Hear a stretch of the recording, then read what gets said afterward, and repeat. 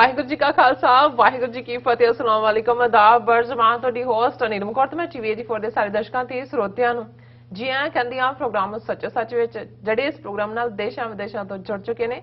ਖਾਲਸਾਨਾ affair centre ਦੇ ਸੰਚਾਲਕ doctor Amarjit Singh ਰੋਜ਼ਾਨੀ ਤਰ੍ਹਾਂ ਸਟੂਡੀਓ 'ਚ ਮੇਰੇ ਨਾਲ ਮੌਜੂਦ ਨੇ। ਉਹਨਾਂ ਨਾਲ ਗੱਲਬਾਤ ਕਰਕੇ ਅੱਜ ਦੇ ਆਮ ਇਸ਼ੂਜ਼ ਉੱਪਰ ਉਹਨਾਂ ਦਾ ਤਜਜ਼ੀਆ ਜਾਣਦੇ ਹਾਂ। जी डॉक्टर साहब वाहिगुरू जी का खालसा वाहिगुरू जी की फतेह। हाँ जी नीलम कौर जी ਤੁਹਾਨੂੰ भी ਤੇ ਦੁਨੀਆ ਭਰ ਚ ਬੈਠੇ ਸਾਡੇ ਬਹੁਤ ਹੀ ਪਿਆਰੇ ਸੋਹਣੇ ਸਿਆਣੇ ਟੀਵੀ 84 ਦੇ ਵਿਊਅਰਸ ਨੂੰ ਵੀ ਵਾਹਿਗੁਰੂ ਜੀ ਕਾ ਖਾਲਸਾ ਵਾਹਿਗੁਰੂ ਜੀ ਕੀ ਫਤਿਹ ਤੇ ਸਾਡੇ ਬਹੁਤ ਹੀ ਪਿਆਰੇ ਮੁਸਲਮਾਨ ਭੈਣਾਂ ਭਰਾਵਾਂ ਨੂੰ अस्सलाम वालेकुम। जी डॉक्टर साहब जी आनु प्रोग्राम सचो सच विच बहुत शुक्रिया जी डॉक्टर साहब। आज 24 मार्च 2022 11 चेत नानकशाही संमत 554 ਦਾ ਦਿਨ ਹੈ ਤੇ ਡਾਕਟਰ ਸਾਹਿਬ ਪ੍ਰੋਗਰਾਮ ਸ਼ੁਰੂ ਕਰਨ ਤੋਂ ਪਹਿਲਾਂ ਆਪਣੇ ਦਰਸ਼ਕਾਂ ਤੇ ਸਰੋਤਿਆਂ ਨੂੰ ਹਮੇਸ਼ਾ ਤਰ੍ਹਾਂ ਦਾ ਸੀ ਵਿਊਅਰਸ ਜੇ ਤੁਸੀਂ ਹੱਕ ਤੇ ਸੱਚ ਇਨਸਾਫ ਤੇ ਪੈਰਾ ਦਿੰਦਾ ਇੱਕ ਚੈਨਲ ਟੀਵੀ 84 ਨੂੰ ਦੇਖਣਾ ਚਾਹੁੰਦੇ ਹੋ ਤਾਂ ਤੁਸੀਂ ਦੇਖ ਸਕਦੇ ਹੋ ਸਪੈਕਟਰਮ ਕੇਬਲ ਆਰਚਿਨ ਕੇਬਲ ਬੈਲਫਾਰਡ cable Canada roku Jadoo box ਸ਼ਾਵਾ ਫੇਸਬੁੱਕ ਟੀਵੀ 84 ਦੀ ਐਪ ਰਾਹੀਂ online streaming and IP box ਤੇ ਤੁਸੀਂ ਟੀਵੀ 84 ਨੂੰ ਦੇਖ ਸਕਦੇ ਹੋ। ਵਿਊਅਰਸ ਜੇ ਤੁਸੀਂ ਟੀਵੀ 84 ਨਾਲ ਜਾਂ ਪ੍ਰੋਗਰਾਮ ਸੱਚੋ ਸੱਚ ਨਾਲ ਫੇਸਬੁੱਕ ਰਾਹੀਂ ਜੁੜੇ ਤਾਂ ਇਸ ਨੂੰ ਵੱਧ ਤੋਂ ਵੱਧ ਲਾਈਕ ਕਰੋ ਤੇ ਸ਼ੇਅਰ ਕਰੋ ਅਤੇ ਨਾਲ ਹੀ YouTube ਤੇ ਸਬਸਕ੍ਰਾਈਬ ਵੀ ਕਰੋ। ਇਹ ਵੀ ਦੱਸ ਦਿਓ ਕਿ ਤੁਸੀਂ ਟੀਵੀ 84 ਦੀ ਐਪ ਨੂੰ ਐਂਡਰੋਇਡ ਐਂਡ ਐਪ ਸਟੋਰ ਤੇ ਡਾਊਨਲੋਡ ਕਰਕੇ ਜੋ ਟੀਵੀ 84 ਦੀ ਲਾਈਵ ਸਟ੍ਰੀਮ ਹੈ ਉਸ ਨੂੰ ਤੁਸੀਂ 24 ਆਵਰਸ ਦੇਖ ਸਕਦੇ ਹੋ। ਵਿਊਅਰਸ ਪ੍ਰੋਗਰਾਮ ਦੀ ਸ਼ੁਰੂਆਤ ਕਰਨ ਜਾ ਰਹੇ ਹਾਂ ਦੀ ਸਪਾਂਸਰਸ਼ਿਪ ਦੇ ਹਵਾਲੇ ਨਾਲ ਕਿ ਅੱਜ ਦੇ ਪ੍ਰੋਗਰਾਮ ਸੱਚੋ ਸੱਚ ਨੂੰ ਸਪਾਂਸਰ ਕੀਤਾ ਗਿਆ ਹੈ ਮਿਸ਼ੀਗਨ ਤੋਂ ਭੈਣ ਮਨਦੀਪ ਕੌਰ ਜੀ ਹੋਰਾਂ ਵੱਲੋਂ। ਸੋ ਇਹਨਾਂ ਨੇ ਆਸ ਜਤਾਈ ਹੈ ਕਿ ਦੀਪ ਸਿੱਧੂ ਦੇ ਜਾਣ ਤੋਂ ਬਾਅਦ ਨੌਜਵਾਨ ਪੀੜ੍ਹੀ ਵਿੱਚ ਜਿਹੜੀ ਹੈ ਜਾਗਰੂਕਤਾ ਦਿਖ ਰਹੀ ਹੈ ਔਰ ਵਾਹਿਗੁਰੂ ਕਰਨ ਅਸੀਂ ਸਾਰੇ ਉਸ ਵੀਰ ਦੇ ਬੋਲ ਆਪਣੇ ਅੰਦਰ ਵਸਾ ਸਕੀਏ ਕਿ ਇਹ ਸਾਡੀ ਹੋਣ ਦੀ ਲੜਾਈ ਹੈ ਅਤੇ ਇਸ ਲੜਾਈ ਵਿੱਚ ਹਰ ਪੱਖ ਤੋਂ ਆਪਣਾ ਯੋਗਦਾਨ ਪਾਈਏ। ਵਾਹਿਗੁਰੂ ਦਾ ਨਾਂ ਸਾਨੂੰ ਨਾ ਵਿਸਰੇ ਅਤੇ ਉਸ ਦੀ ਕਿਰਪਾ ਹੋਵੇ ਅਸੀਂ ਆਜ਼ਾਦ ਸਿੱਖ ਦੇਸ਼ ਖਾਲਿਸਤਾਨ ਵਿੱਚ ਆਜ਼ਾਦੀ ਦਾ ਨਿੱਘ ਮਾਣ ਸਕੀਏ। ਸੋ ਇਹੀ ਅਰਦਾਸ ਹੈ ਆਪਣਾ ਫਰਜ਼ ਪਹਿਚਾਨੀਏ ਤੇ ਟੀਵੀ 84 ਵਰਗੇ ਅਦਾਰਿਆਂ ਦੀ ਮਦਦ ਕਰੀਏ। ਸੋ ਅੱਜ ਦੀ ਸਪਾਂਸਰਸ਼ਿਪ ਲਈ ਅਸੀਂ ਭੈਣ ਮਨਦੀਪ ਕੌਰ ਜੀ ਹੋਰਾਂ ਦਾ ਤਹਿ ਦਿਲ ਤੋਂ ਸ਼ੁਕਰੀਆ ਅਦਾ ਕਰਦੇ ਹਾਂ ਔਰ ਤੁਹਾਨੂੰ ਵੀ ਅਪੀਲ ਤੇ ਬੇਨਤੀ ਕਰਦੇ ਹਾਂ ਕਿ ਤੁਸੀਂ ਪ੍ਰੋਗਰਾਮ ਸੱਚੋ ਸੱਚ ਨੂੰ ਵੱਧ ਤੋਂ ਵੱਧ ਸਪਾਂਸਰ ਕਰੋ। ਸਪਾਂਸਰਸ਼ਿਪ ਲਈ ਤੁਹਾਨੂੰ ਕਾਲ ਕਰ ਸਕਦੇ ਹੋ ਸਾਡੇ ਫੋਨ ਨੰਬਰ ਤੇ 5166191984 ਤੁਸੀਂ ਸੇਮ ਨੰਬਰ ਤੇ WhatsApp ਕਰ ਸਕਦੇ ਹੋ। ਤੁਸੀਂ ਸਾਨੂੰ ਈਮੇਲ ਵੀ ਕਰ ਸਕਦੇ ਹੋ info@tv84.tv ਤੇ। ਵਿਊਅਰਸ ਗੱਲਬਾਤ ਕਰਨ ਜਾ ਰਹੇ ਹਾਂ ਪਹਿਲੇ ਸੈਗਮੈਂਟ ਦੇ ਵਿੱਚ ਯੂਕਰੇਨ ਤੇ ਰੂਸ ਦੇ ਹਵਾਲੇ ਨਾਲ ਕਿ ਰੂਸ ਵੱਲੋਂ ਯੂਕਰੇਨ ਦੇ ਖਿਲਾਫ ਛੇੜੀ ਜੰਗ ਨੂੰ 1 ਮਹੀਨਾ ਪੂਰਾ ਹੋ ਗਿਆ ਹੈ ਔਰ ਅਮਰੀਕੀ ਪ੍ਰੈਜ਼ੀਡੈਂਟ ਜੋ ਬਾਈਡਨ ਯੂਰਪ ਦੇ ਦੌਰੇ ਤੇ ਹਨ।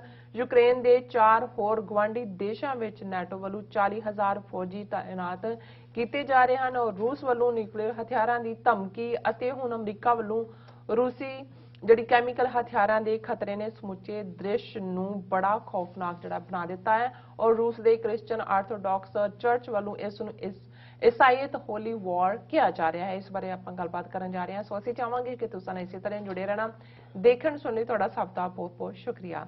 ਜੀ ਡਾਕਟਰ ਸਾਹਿਬ ਕੀ ਕਹਿਣਾ ਚਾਹੋਗੇ? ਦੇਖੋ ਸਭ ਤੋਂ ਪਹਿਲਾਂ ਤਾਂ ਅਸੀਂ ਅੱਜ ਦੇ ਪ੍ਰੋਗਰਾਮ ਨੂੰ ਸਪਾਂਸਰ ਕਰਨ ਲਈ ਭੈਣ ਜੀ ਮਨਦੀਪ ਕੌਰ ਮਿਸ਼ੀਗਨ ਤੋਂ ਉਹਨਾਂ ਦਾ ਸ਼ੁਕਰੀਆ ਅਦਾ ਕਰਦੇ ਹਾਂ। ਅੱਛਾ ਉਹਨਾਂ ਨੇ ਇੱਕ ਬੜੀ ਸੋਹਣੀ ਚਿੱਠੀ ਜਿਸ ਦੇ ਵਿੱਚ ਪਿੰਜਰਾ ਹੁਣ ਜਦੋਂ ਅਸੀਂ ਗੁਲਾਮੀ ਦੀ ਗੱਲ ਕਰਦੇ ਹਾਂ ਤੇ ਪਿੰਜਰਾ ਕਿਉਂਕਿ ਤੁਸੀਂ ਪੰਛੀ ਨੂੰ ਜਿੰਨੀ ਮਰਜ਼ੀ ਚੂਰੀ ਘਿਓ ਵਾਲੀ ਜਾਂ ਜੋ ਮਰਜ਼ੀ ਦਿਓ ਪਰ ਪਿੰਜਰਾ ਪਿੰਜਰਾ ਹੁੰਦਾ ਹੈ। ਇਸ ਕੋਈ ਦੋ ਰਾਵਾਂ ਨਹੀਂ ਨੇ ਕਿ ਅਸਮਾਨਾਂ 'ਚ ਤਾਰੀਆਂ ਲਾਉਣ ਵਾਲੇ ਪੰਛੀ ਜਦੋਂ ਅਸੀਂ ਪਿੰਜਰਿਆਂ 'ਚ ਕੈਦ ਕਰਦੇ ਹਾਂ ਤੇ ਫਿਰ ਜਦੋਂ ਅਸੀਂ ਆਪਣੀ ਗੁਲਾਮੀ ਨੂੰ ਬਿਆਨਦੇ ਹਾਂ ਤੇ ਉਹ ਇੱਕ ਜ਼ਬਰਦਸਤ ਮੈਟਾਫਰ ਹੁੰਦਾ ਹੈ ਕਿ ਜਿਵੇਂ ਪੰਛੀ ਪਿੰਜਰੇ 'ਚ ਬੰਦ ਹੈ ਇਵੇਂ ਅਸੀਂ ਗੁਲਾਮੀ ਦੇ ਸੰਗਲਾਂ ਵਿੱਚ ਨੂੜੇ ਹੋਏ ਹਿੰਦੂਤਵਾ ਦੇ ਉਹਨਾਂ ਹਾਕਮਾਂ ਦੇ ਹੁਕਮਾਂ ਦੇ ਥੱਲੇ ਜੀ ਰਹੇ ਹਾਂ ਜਿਨ੍ਹਾਂ ਨੇ ਸਿੱਖੀ ਨੂੰ lock stock and barrel destroy ਕਰਨ ਦਾ ਧਈਆ ਕੀਤਾ ਹੋਇਆ ਔਰ ਉਸ ਦੇ ਨਾਲ ਨਾਲ ਉਹਨਾਂ ਨੇ ਬੜੇ ਭਾਵਕ ਲਫ਼ਜ਼ ਦੀਪ ਸਿੱਧੂ ਲਈ ਔਰ ਜਿਵੇਂ ਤੁਸੀਂ ਉਹਨਾਂ ਦਾ ਮੈਸੇਜ ਵੀ ਪੜ੍ਹਿਆ ਕਿ ਕਿਵੇਂ ਦੀਪ ਸਿੱਧੂ ਨੇ ਉਸ ਜਨਰੇਸ਼ਨ ਨੂੰ ਜਿਹੜੀ ਜਨਰੇਸ਼ਨ ਜੂਨ 84 ਦੇ ਘੱਲੂਘਾਰੇ ਤੋਂ ਲਗਭਗ 4 ਦਹਾਈਆਂ ਬਾਅਦ ਜਿਹੜੀ ਹੈ ਉਹ ਸਾਹਮਣੇ ਆਈ ਉਹਨਾਂ ਦੇ ਬਾਬਿਆਂ ਨੇ ਪੇਰੈਂਟਸ ਨੇ ਉਸ ਸਾਕੇ ਨੂੰ ਉਸ ਘੱਲੂਘਾਰੇ ਨੂੰ ਦੇਖਿਆ ਪਰ ਉਹਨਾਂ ਨਾਲ ਜਿਹੜਾ ਲਿੰਕ ਜਿਹੜਾ ਉਸ ਦੇ ਨਾਲ ਕਨੈਕਟ ਦੀਪ ਸਿੱਧੂ ਬਣਾ ਪਾਏ ਉਹ ਕਿਸੇ ਹੋਰ ਦੇ ਹਿੱਸੇ ਨਹੀਂ ਆਇਆ ਔਰ 2 ਸਾਲ ਦੇ ਸੀਮਤ ਸਮੇਂ ਦੇ ਵਿੱਚ ਹੀ ਉਹਨਾਂ ਨੇ ਕਿਸ ਲੈਵਲ ਦੀ ਅਵੇਅਰਨੈਸ ਪੈਦਾ ਕੀਤੀ। ਜਿਹੜੇ ਵੀਰ ਭੈਣਾਂ ਸੋਸ਼ਲ ਮੀਡੀਆ ਤੇ ਨੇ ਉਹ ਦੇਖ ਸਕਦੇ ਨੇ ਕਿ ਦੀਪ ਸਿੱਧੂ ਦੇ ਜਾਣ ਨੇ ਕਿੰਨਾ ਵੱਡਾ ਜਿਹੜਾ ਇੱਕ ਖਲਾ ਛੱਡਿਆ ਹੈ, ਗੈਪ ਛੱਡਿਆ ਹੈ, ਕਿਵੇਂ ਵਿਰਾਗ ਹੈ, ਕਿਵੇਂ ਨੌਜਵਾਨ ਉਤਸ਼ਾਹਤ ਹੋ ਕੇ ਕੁਝ ਕਰਨਾ ਲੋਚਦੇ ਨੇ। ਔਰ ਅਸੀਂ ਇਹ ਆਸ ਕਰਦੇ ਹਾਂ ਕਿ ਪੰਜਾਬ ਦੀ ਸਾਡੀ ਜਿਹੜੀ ਵੀ ਲੀਡਰਸ਼ਿਪ ਜਿਨ੍ਹਾਂ ਨੂੰ ਉਹਨਾਂ ਨੇ ਫੁੱਲੀ ਬੈਕ ਕੀਤਾ ਦੀਪ ਸਿੱਧੂ ਨੇ, ਔਰ ਉਸ ਤੋਂ ਬਾਅਦ ਵੀ ਉਹ ਇਸ ਅਹਿਮੀਅਤ ਨੂੰ ਕਿ ਜਿਹੜਾ ਸਪੇਸ ਕ੍ਰੀਏਟ ਹੋਇਆ ਹੈ ਉਹਦੇ ਲਈ ਕਿਵੇਂ ਨੌਜਵਾਨੀ ਨੂੰ ਕਿਸ ਰੋਲ ਦੇ ਵਿੱਚ ਰੱਖਣਾ ਹੈ, ਕਿਵੇਂ ਇਸ ਉਤਸ਼ਾਹ ਨੂੰ ਬਣਾਈ ਰੱਖਣਾ ਹੈ ਤਾਂ ਕਿ ਆਉਣ ਵਾਲਾ ਪੀਰੀਅਡ ਜਿਹੜਾ ਬੜਾ ਭਿਆਨਕ ਹੋਣ ਜਾ ਰਿਹਾ। ਔਰ ਅਸੀਂ ਡਿਸਕਸ ਵੀ ਕਰਾਂਗੇ। ਇੱਕ ਹਫ਼ਤਾ ਭਗਵੰਤ ਮਾਨ ਦੀ ਚੀਫ ਮਿਨਿਸਟਰੀ ਦਾ ਦਿੱਲੀ ਦਾ ਰੁਖ ਚੱਕ ਗਵਾਂਢੀ ਰਾਜ ਹਿਮਾਚਲ 'ਚ ਜਿਵੇਂ ਕੇਸਰੀ ਨਿਸ਼ਾਨ ਸਾਹਿਬ ਲਾ ਕੇ ਅਪਮਾਨਿਤ ਕੀਤਾ ਜਾ ਰਿਹਾ, ਸਿੱਖ ਯਾਤਰੂਆਂ ਨੂੰ, ਪਿੰਡਾਂ ਵਾਲਿਆਂ ਦੀ ਪਿਕਚਰ ਨੂੰ ਲਾਇਆ ਜਾ ਰਿਹਾ ਔਰ ਚੀਫ ਮਿਨਿਸਟਰ ਹਿਮਾਚਲ ਦਾ ਉਹਨੂੰ ਜਸਟੀਫਾਈ ਕਰ ਰਿਹਾ ਹੈ। ਇਹ ਗੱਲ ਦੱਸਦੀ ਹੈ ਕਿ ਆਉਣ ਵਾਲੇ ਪੀਰੀਅਡ 'ਚ ਅਸੀਂ ਕਿਸ ਕਿਸਮ ਦੇ ਹਾਲਾਤ ਦਾ ਟਾਕਰਾ ਕਰਨਾ ਹੈ। ਔਰ ਭੈਣ ਜੀ ਮਨਦੀਪ ਕੌਰ ਹੋਰਾਂ ਨੇ ਇਹੀ ਰਿਪੀਟਡਲੀ ਕਿਹਾ ਵੀ ਜਿੱਥੇ ਅਸੀਂ ਆਪਣੀ ਆਜ਼ਾਦੀ ਦੇ ਲਈ ਜੂਝੀਏ ਉੱਥੇ ਸਾਰੀ ਮੋਟੀਵੇਸ਼ਨ, ਇੰਸਪੀਰੇਸ਼ਨ ਔਰ ਮੈਂ ਅਕਸਰ ਇਸ ਨੂੰ ਸਪਿਰਿਚੁਅਲ ਕੁਸ਼ਨ ਕਹਿੰਦਾ ਕਿ ਇਹ ਜਦੋਂ ਅਸੀਂ ਈਵਨ ਰੋਜ਼ਾਨਾ ਦੀ ਜ਼ਿੰਦਗੀ 'ਚ ਵੀ ਬਹੁਤ ਵਾਰ ਸਾਡਾ ਇੱਕ ਤਬਕਾ ਨਿਤਨੇਮ ਦੀ ਅਹਿਮੀਅਤ ਨੂੰ ਨਹੀਂ ਸਮਝਦਾ। ਨਿਤਨੇਮ ਇਵੇਂ ਹੀ ਹੈ, ਤੁਸੀਂ ਸਵੇਰ ਤੋਂ ਸ਼ਾਮ ਤੱਕ ਜਿਸ ਕਿਸਮ ਦੇ ਵਰਤਾਰੇ 'ਚੋਂ ਗੁਜ਼ਰਦੇ ਹੋ, ਜਿਸ ਨੂੰ ਗੁਰੂ ਸਾਹਿਬ ਨੇ ਫਰਮਾਇਆ ਕਿ ਸਾਡੀ ਜ਼ਿੰਦਗੀ ਭਰੀ ਹੈ ਮਤ ਪਾਪਾਂ ਕੈ ਸੰਗ, ਉਹ ਧੋਪੈ ਨਾਵੈ ਕੈ ਰੰਗ। ਹੁਣ ਜਿਵੇਂ ਕੋਈ ਚੀਜ਼ ਜਿਹੜੀ ਹੈ ਗੰਦਲੀ ਹੁੰਦੀ ਹੈ, ਅਸੀਂ ਘਰ ਬੇਸ਼ੱਕ ਉੱਥੇ ਕੋਈ ਵੀ ਨਾ ਆਇਆ ਹੋਏ, ਜੇ ਤੁਸੀਂ ਦੂਸਰੇ ਦਿਨ ਡਸਟਿੰਗ ਨਾ ਕਰੋ, ਕਈ ਵਾਰ ਬੰਦਾ ਕਹਿੰਦਾ ਵੀ ਇੱਥੇ ਤਾਂ ਬਾਹਰ ਕੋਈ ਸੜਕਾਂ ਤੇ ਮਿੱਟੀ ਨਹੀਂ ਹੈਗੀ, ਇਹ ਕਿੱਥੋਂ ਆ ਜਾਂਦੀ ਹੈ। ਤੇ ਜੇ ਇੱਕ ਮੈਟੀਰੀਅਲ ਚੀਜ਼ ਦੇ ਉੱਤੇ ਉਹ ਡਸਟ ਪੈਂਦੀ ਹੈ ਤੇ ਜਿਹੜੀ ਸਾਡਾ ਮਨ ਹੈ, ਜਦੋਂ ਕਿ ਅਸੀਂ ਸੈਂਕੜਿਆਂ ਲੋਕਾਂ ਨੂੰ ਮਿਲਦੇ ਹਾਂ, ਸੈਂਕੜਿਆਂ ਇਮੇਜਸ, ਕਿੰਨੇ ਪ੍ਰਭਾਵ ਰੋਜ਼ ਦੇ ਸਾਡੇ ਤੇ ਹੁੰਦੇ ਨੇ ਤੇ ਸਾਡੀ ਮੱਤ ਦੇ ਉੱਤੇ ਕਿੰਨੀ ਨੈਗੇਟਿਵਿਟੀ ਹੁੰਦੀ ਹੈ। ਸੋ ਗੁਰੂ ਸਾਹਿਬ ਨੇ ਫਰਮਾਇਆ ਕਿ ਨਾਮ ਜਿਹੜਾ ਹੈ ਇਹ ਸਾਬਣ ਵੀ ਹੈ ਤੇ ਰੰਗ ਵੀ ਹੈ। ਕਿਉਂਕਿ ਕਿਸੇ ਵੀ ਚੀਜ਼ ਰੰਗ ਚਾੜਨ ਤੋਂ ਪਹਿਲਾਂ ਉਸ ਨੂੰ ਬਿਲਕੁਲ ਧੋਤਾ ਜਾਂਦਾ ਸੀ, ਸਾਫ਼ ਕੀਤਾ ਜਾਂਦਾ ਸੀ, ਬਲੀਚ ਕੀਤਾ ਜਾਂਦਾ ਸੀ, ਤਾਂ ਹੀ ਨਵਾਂ ਰੰਗ ਚੜ੍ਹਦਾ। ਸੋ ਜਿਉਂ-ਜਿਉਂ ਅਸੀਂ ਇਸ ਨਾਮ ਬਾਣੀ ਦੇ ਆਸਰੇ ਵੱਲ ਤੁਰਦੇ ਹਾਂ, ਇਹ ਪਹਿਲਾਂ ਉਸ ਸਾਬਣ ਵਾਂਗ ਉਸ ਮੈਲ ਨੂੰ ਜਿਹੜੀ ਇਸ ਮਨ ਕੋ ਜਨਮ ਜਨਮ ਕੀ ਮਲ ਲਾਗੀ ਕਾਲਾ ਹੋਆ ਸਿਆਹੋ, ਕਿ ਜਿਹੜਾ ਕਾਲਾ ਸਿਆਹ ਹੋਇਆ ਮਨ ਹੈ ਕਿ ਨੈਗੇਟਿਵਿਟੀਜ਼ ਕਿੰਨੀਆਂ ਲੈ ਕੇ ਅਸੀਂ ਤੁਰੇ ਫਿਰਦੇ ਹਾਂ, ਉਹਨਾਂ ਨੂੰ ਧੋਂਦਾ ਹੈ ਔਰ ਫਿਰ ਉਸ ਦੇ ਉੱਤੇ ਨਾਮ ਦਾ ਰੰਗ ਚੜ੍ਹਦਾ ਹੈ, ਜਿਹਨੂੰ ਗੁਰੂ ਸਾਹਿਬ ਨੇ ਮਜੀਠ ਰੰਗ ਕਿਹਾ। ਬਹੁਤ ਵਾਰ ਜਿਹੜੀ ਦੁਨੀਆਦਾਰੀ ਦੀ ਚਮਕ ਦਮਕ ਹੈ ਇਹ ਉਸ ਫੁੱਲ ਵਾਂਗ ਹੈ ਜਿਹੜਾ ਦੇਖਣ ਨੂੰ ਬਹੁਤ ਸ਼ਾਰਪ ਲਾਲ ਲੱਗਦਾ ਹੈ, ਕਸੁੰਬੜਾ। ਜਦੋਂ ਇਹ ਕਿਹਾ ਜਾਂਦਾ ਹੈ ਕਿ ਭਾਈ ਇਹ ਕਸੁੰਬ ਹੈ, ਉਹ ਇੱਕਦਮ ਪਰ ਉਂਗਲ ਲਾਇਆ ਤਾਂ ਉਹ ਰੰਗ ਜਿਹੜਾ ਤੁਹਾਡੀਆਂ ਉਂਗਲਾਂ ਨੂੰ ਲੱਗਾ ਹੁੰਦਾ ਹੈ ਔਰ ਉਹ ਭੁਰ ਜਾਂਦਾ, ਉਹਦੀ ਲਾਲੀ ਜਾਂਦੀ ਲੱਗਦੀ ਹੈ। ਪਰ ਦੂਸਰੇ ਪਾਸੇ ਤੇਰਾ ਏਕੋ ਨਾਮ ਮਜੀਠੜਾ, ਰੱਤਾ ਮੇਰਾ ਚੋਲਾ ਸੱਦ ਰੰਗ ਟੋਲਾ। ਹੁਣ ਇਹ ਹੈ ਜਿਹੜਾ ਮਜੀਠ ਰੰਗ, ਪੱਕਾ ਰੰਗ। ਔਰ ਜਦੋਂ ਤੁਸੀਂ ਇਸ ਸਪਿਰਿਚੁਅਲ ਕੁਸ਼ਨ ਨੂੰ ਮਾਣਦੇ ਹੋ, ਤੁਹਾਡੇ ਅੰਦਰ ਰੂਹਾਨੀਅਤ ਦੀ ਠੰਡ ਹੈ, ਰੂਹਾਨੀਅਤ ਦਾ ਜਰਨ ਦੀ ਸਮਰੱਥ ਹੈ, ਤੇ ਫਿਰ ਹੀ ਉਹ ਇਤਿਹਾਸ ਰਚੇ ਜਾਂਦੇ ਨੇ ਜੋ ਅਸੀਂ 18ਵੀਂ ਸਦੀ ਤੋਂ ਦੁਹਰਾਉਂਦੇ ਹਾਂ। ਬੰਦ ਕਟਾਣਾ, ਖੋਪਰੀਆਂ ਲੋਹਾਣੀਆਂ, ਚਰਖੀਆਂ ਤੇ ਚੜ੍ਹਨਾ। ਤੇ ਅੱਜ ਵੀ ਇੰਟਰੋਗੇਸ਼ਨ ਸੈਂਟਰਾਂ 'ਚ ਕਿਸ ਕਿਸਮ ਦਾ ਟਾਰਚਰ, ਕਿਸ ਕਿਸਮ ਦੀਆਂ ਤੰਗਦਸਤੀਆਂ, ਕਿਸ ਕਿਸਮ ਦੇ ਤਾਨੇ ਜਿਹੜੇ ਅਸੀਂ ਡੇ ਟੂ ਡੇ ਜ਼ਿੰਦਗੀ 'ਚ ਸਹਿੰਦੇ ਹਾਂ। ਸੋ ਅਸੀਂ ਭੈਣ ਜੀ ਮਨਦੀਪ ਕੌਰ ਜੀ ਦਾ ਬਹੁਤ ਸ਼ੁਕਰੀਆ ਅਦਾ ਕਰਦੇ ਹਾਂ।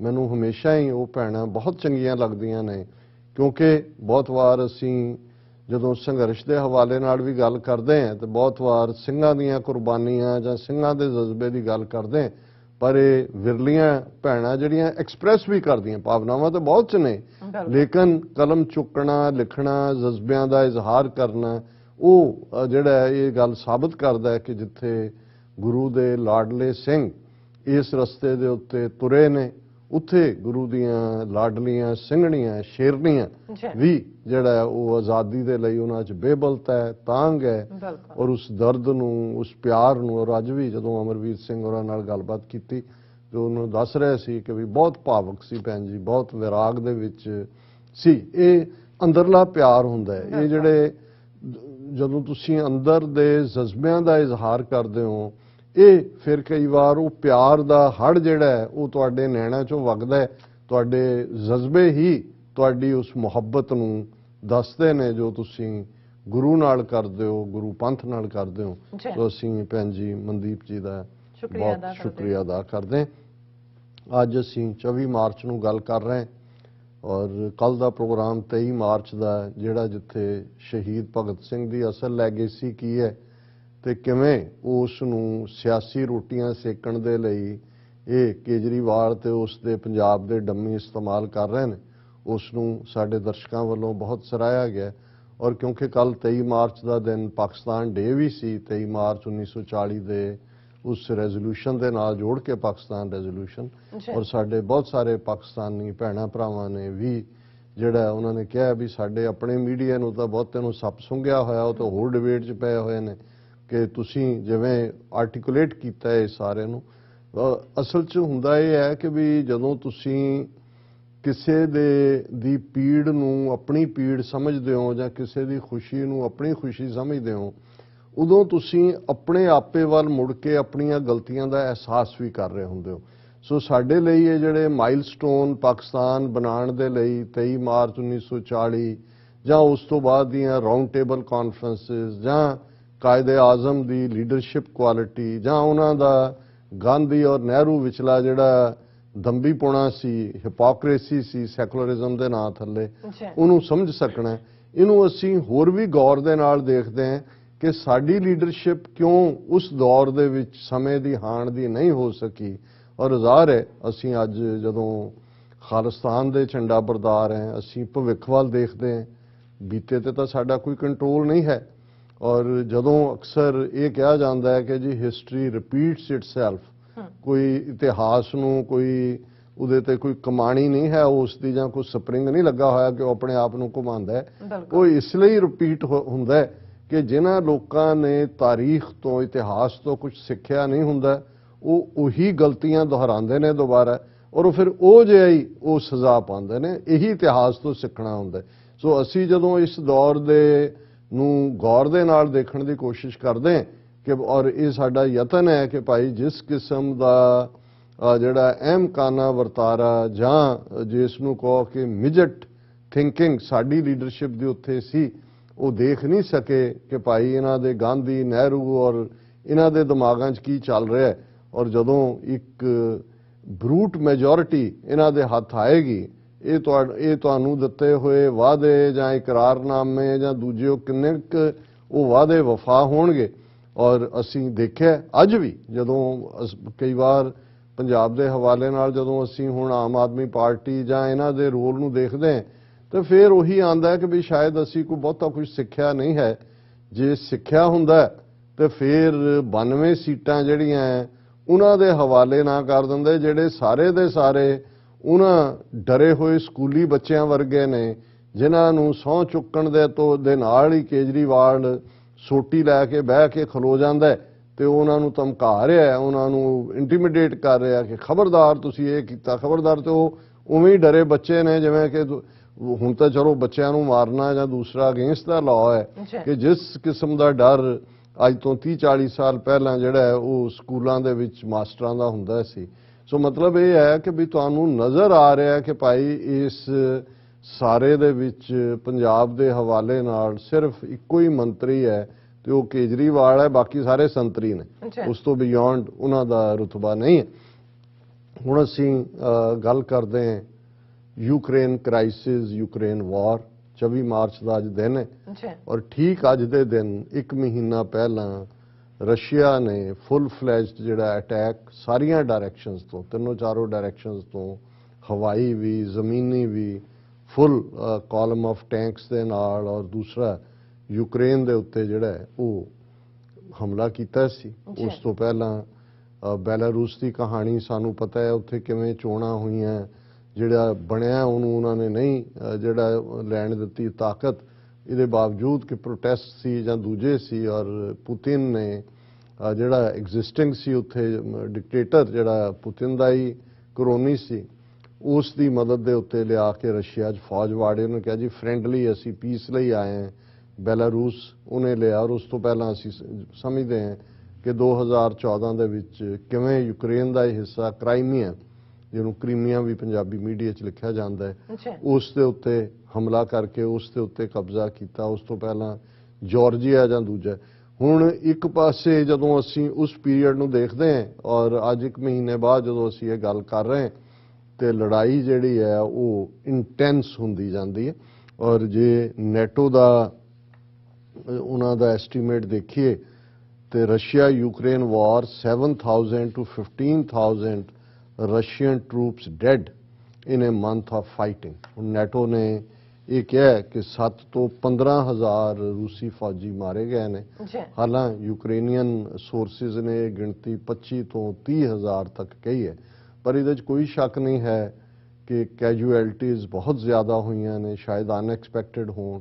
ਔਰ 1 ਮਹੀਨਾ ਬੀਤਣ ਬਾਅਦ ਵੀ ਉਹਨਾਂ ਨੇ ਆਪਣੇ ਜਿਹੜੇ ਪੋਰਟਸ ਨਾਲ ਲੱਗਦੇ ਸਮੁੰਦਰ ਦੇ ਜਾਂ ਜਿਵੇਂ ਉਹਨੂੰ ਕਵਰ ਕਰ, ਉਹ ਤਾਂ ਉਹਨਾਂ ਨੇ ਟਾਰਗੇਟ ਜ਼ਰੂਰ ਕੀਤੇ ਔਰ ਹਾਸਲ ਵੀ ਕੀਤੇ ਨੇ, ਪਰ ਜ਼ਮੀਨੀ ਤੌਰ ਦੇ ਉੱਤੇ ਰੂਸੀ ਫੌਜ ਜਿਹੜੀ ਹੈ ਉਹ ਰੁਕੀ, ਬਹੁਤ ਨੁਕਸਾਨ ਹੋਇਆ। ਔਰ ਜਿਸ ਸਪਿਰਿਟ ਦੇ ਨਾਲ ਯੂਕਰੇਨੀਅਨ ਲੜ ਰਹੇ ਨੇ, ਉਹਨਾਂ ਦੇ ਇਲੈਕਟਿਡ ਆਫੀਸ਼ੀਅਲਸ, ਉਹਨਾਂ ਦੀਆਂ ਔਰਤਾਂ ਦੂਜੇ ਟ੍ਰੇਨਡ ਹੋ ਕੇ, ਔਰ ਇਹਦੇ 'ਚ ਵੀ ਕੋਈ ਸ਼ੱਕ ਨਹੀਂ ਹੈ ਕਿ ਫੁੱਲ ਫਲੈਜਡ ਜਿਹੜੀ ਫੌਜੀ ਮਦਦ ਹੈ ਉਹ ਵੀ ਜਾ ਰਹੀ ਹੈ। ਪਰ ਜੇ ਲੋਕਲ ਉਹਨਾਂ ਦੀ ਇਕੱਲੀ ਇਹ ਨਹੀਂ ਵੀ ਯੂਕਰੇਨੀਅਨ ਆਰਮੀ ਲੜ ਰਹੀ ਹੈ, ਆਮ ਉਹਨਾਂ ਦੇ ਸਿਵਿਲੀਅਨਸ ਵੀ ਜਿਸ ਸਾਰੀ ਜ਼ੀਲ ਦੇ ਨਾਲ ਲੜ ਰਹੇ ਨੇ, ਉਹਨੇ ਨਾ ਸਿਰਫ ਰਸ਼ੀਅਨ ਐਡਵਾਂਸ ਨੂੰ ਰੋਕਿਆ, ਹਾਰਡ ਕੀਤਾ, ਪਰ ਹੁਣ ਇਹ ਵੀ ਖਬਰਾਂ ਨੇ ਕਿ ਜਿਨ੍ਹਾਂ ਕੁਝ ਥਾਵਾਂ ਦੇ ਉੱਤੇ ਰਸ਼ੀਆ ਨੇ ਆਕੂਪਾਈ ਕਰ ਲਿਆ ਸੀ, ਰਸ਼ੀਅਨ ਸੋਲਜਰਸ ਨੇ ਉਹਨਾਂ ਨੂੰ ਘੇਰ ਕੇ ਯੂਕਰੇਨੀਅਨ ਵਾਪਸ ਉਹਨਾਂ ਦੇ ਉੱਤੇ ਕਬਜ਼ਾ ਕਰ ਰਹੇ ਨੇ। ਕਿੰਨੀਆਂ ਖਬਰਾਂ ਠੀਕ ਨੇ, ਕਿਉਂਕਿ ਇਹਦੇ 'ਚ ਕੋਈ ਸ਼ੱਕ ਨਹੀਂ ਹੈ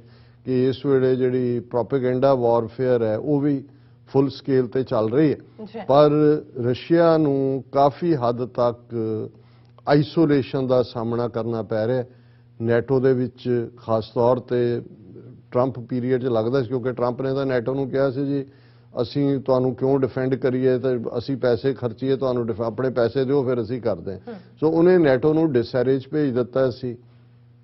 ਕਿਸੇ ਹੱਦ ਤੱਕ ਜਿਹੜਾ ਗੈਸ ਸਪਲਾਈ ਰਸ਼ੀਆ ਦੀ, ਜਿਸ ਦੇ ਉੱਤੇ ਯੂਰਪ ਡਿਪੈਂਡ ਕਰਦਾ ਹੈ, ਉਹ ਵੀ ਇੱਕ ਵੈਪਨ ਦੇ ਤੌਰ ਤੇ, ਕਿਉਂਕਿ ਵਿੰਟਰ ਸੀ ਪੀਰੀਅਡ 'ਚ, ਲੇਕਿਨ ਹੁਣ ਮੌਸਮ ਵੀ ਬਦਲਣਾ ਸ਼ੁਰੂ ਹੋਇਆ ਔਰ ਇਸ ਦੇ ਨਾਲ ਜਿਵੇਂ ਨੈਟੋ ਵਾਪਸ ਆਪਣੇ ਪਹਿਲੇ ਵਾਲੇ ਰੂਪ 'ਚ, ਜਦੋਂ ਸੋਵੀਅਤ ਯੂਨੀਅਨ ਐਗਜ਼ਿਸਟ ਕਰਦਾ ਸੀ, ਯੂਨਾਈਟਿਡ ਫਾਰਮ 'ਚ ਆ ਰਹੀ ਹੈ। ਉਸ ਦਾ ਸਬੂਤ ਆ ਜਦੋਂ ਅਸੀਂ ਗੱਲਬਾਤ ਕਰ ਰਹੇ ਹਾਂ ਤੇ ਪ੍ਰੈਜ਼ੀਡੈਂਟ ਬਾਈਡਨ ਬਰਸਲਸ ਦੇ ਵਿੱਚ ਉਹਨਾਂ ਨੇ ਨੈਟੋ ਦੀ ਸਮਿਟ ਨੂੰ ਐਡਰੈਸ ਕੀਤਾ ਔਰ ਉਹਦੇ 'ਚ ਉਹਨਾਂ ਨੇ ਬੜੀ ਮਜ਼ਬੂਤੀ ਦੇ ਨਾਲ ਜਿਹੜਾ ਉਹ ਇਹ ਕਿਹਾ ਕਿ ਵੀ ਜਿੰਨੀ ਨੈਟੋ ਹੁਣ ਯੂਨਾਈਟਿਡ ਹੈ ਪਹਿਲਾਂ ਕਦੇ ਨਹੀਂ ਹੋਈ।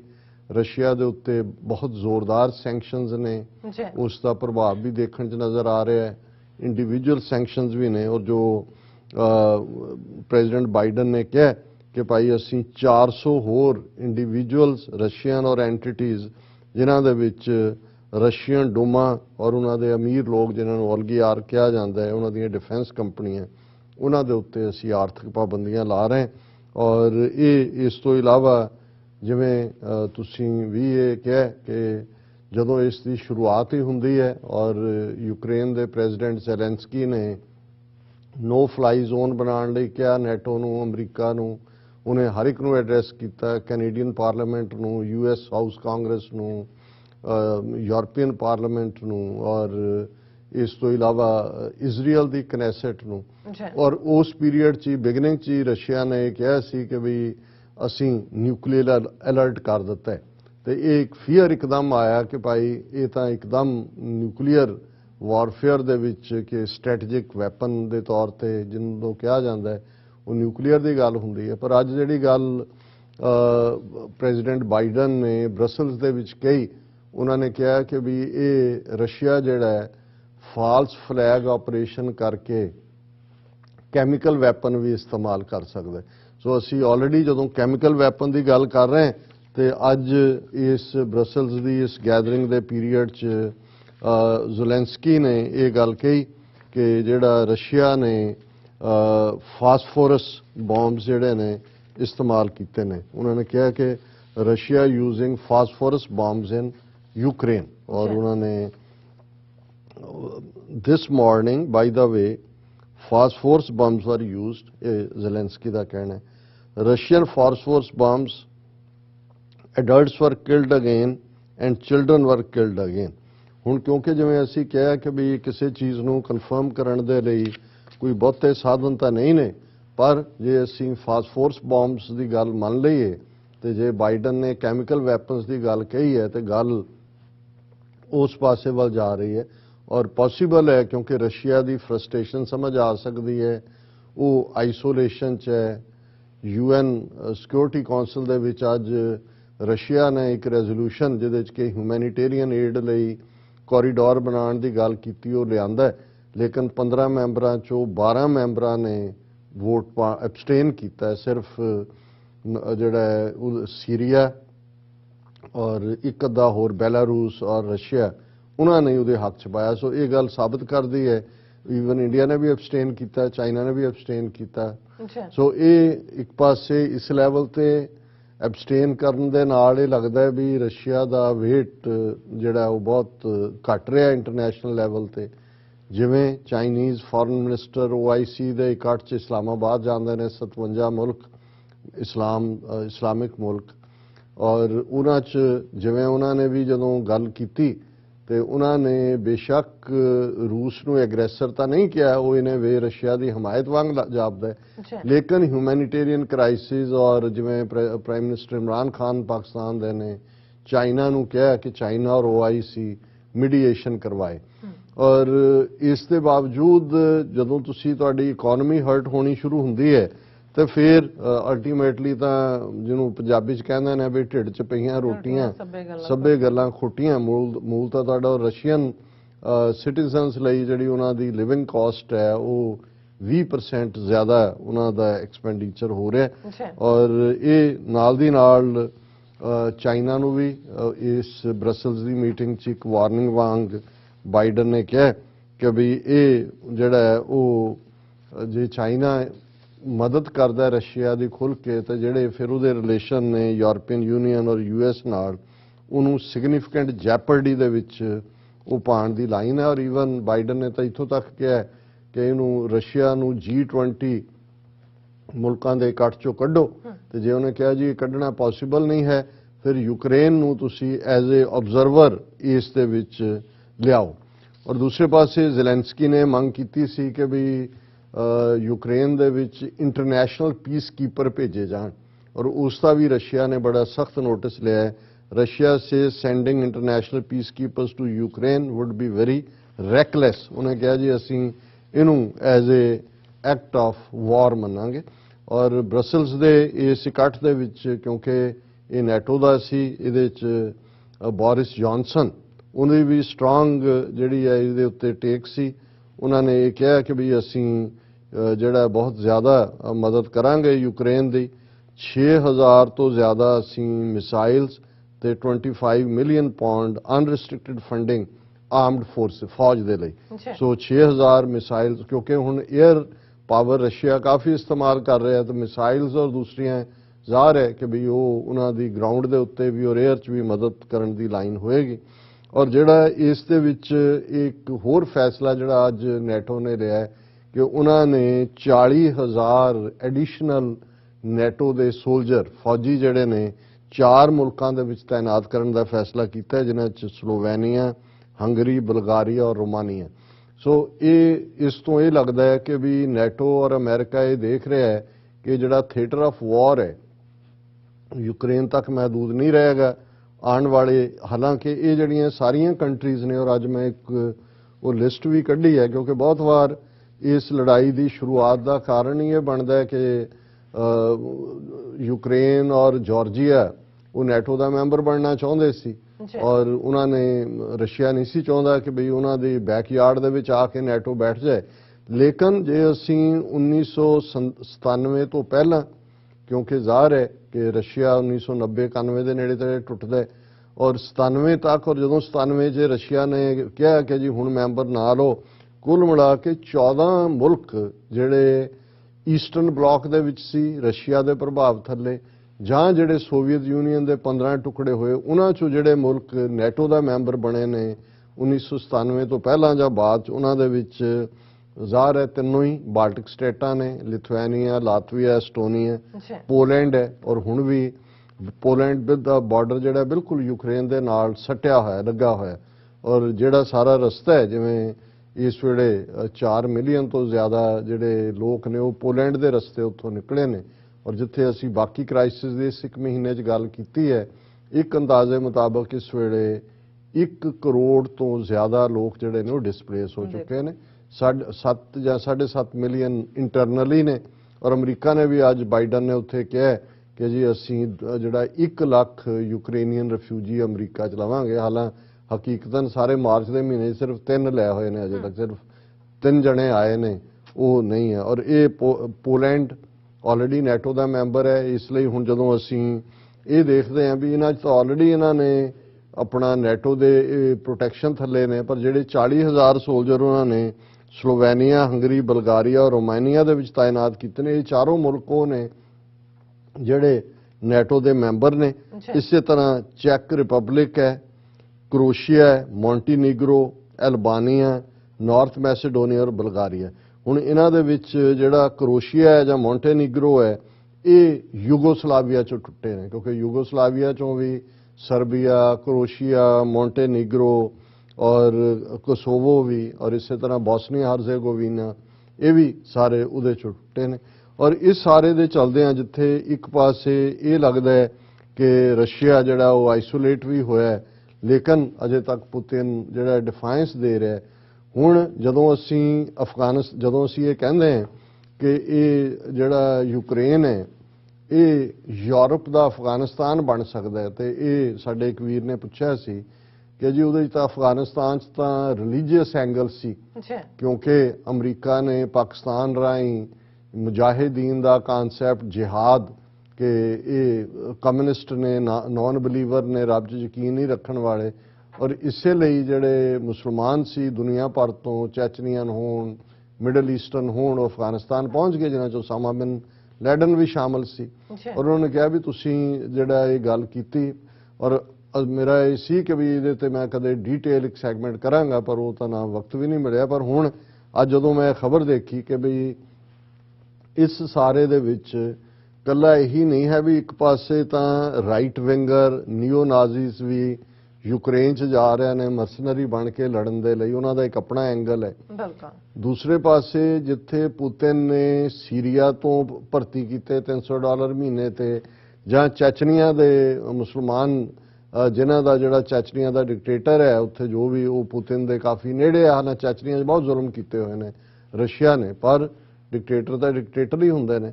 ਪਰ ਬਹੁਤ ਘੱਟ ਲੋਕ, ਕਿਉਂਕਿ ਇਸ ਬਾਰੇ ਬਹੁਤਿਆਂ ਨੂੰ ਅੱਜ ਵੀ ਜਦੋਂ ਅਸੀਂ ਰਸ਼ੀਆ ਦੀ ਗੱਲ ਕਰਦੇ ਹਾਂ ਤਾਂ ਸਾਡੇ ਸਾਹਮਣੇ ਸੋਵੀਅਤ ਯੂਨੀਅਨ ਹੀ ਹੁੰਦਾ ਕਿ ਨਾਸਤਕ ਜਿਨ੍ਹਾਂ ਨੇ ਮਸੀਤਾਂ ਤੋੜੀਆਂ, ਚਰਚ ਤੋੜੇ, ਬੁੱਧਿਜ਼ਮ ਦਾ ਇੱਕ ਵੱਡਾ ਹਿੱਸਾ ਜਿਹੜਾ ਵੱਡਾ ਇੰਪੈਕਟ ਸੀ ਉਹਨੂੰ ਖਤਮ ਕੀਤਾ। ਪਰ ਇਸ ਸਭ ਤੋਂ ਬਾਅਦ ਜਦੋਂ ਤੱਕ ਅਸੀਂ ਪੁਤਿਨ ਤੱਕ ਪਹੁੰਚਦੇ ਹਾਂ, ਪੁਤਿਨ ਆਪਣੇ ਆਪ ਨੂੰ ਕੋਈ ਨਾਸਤਕ ਪ੍ਰੈਜ਼ੈਂਟ ਨਹੀਂ ਕਰਦਾ।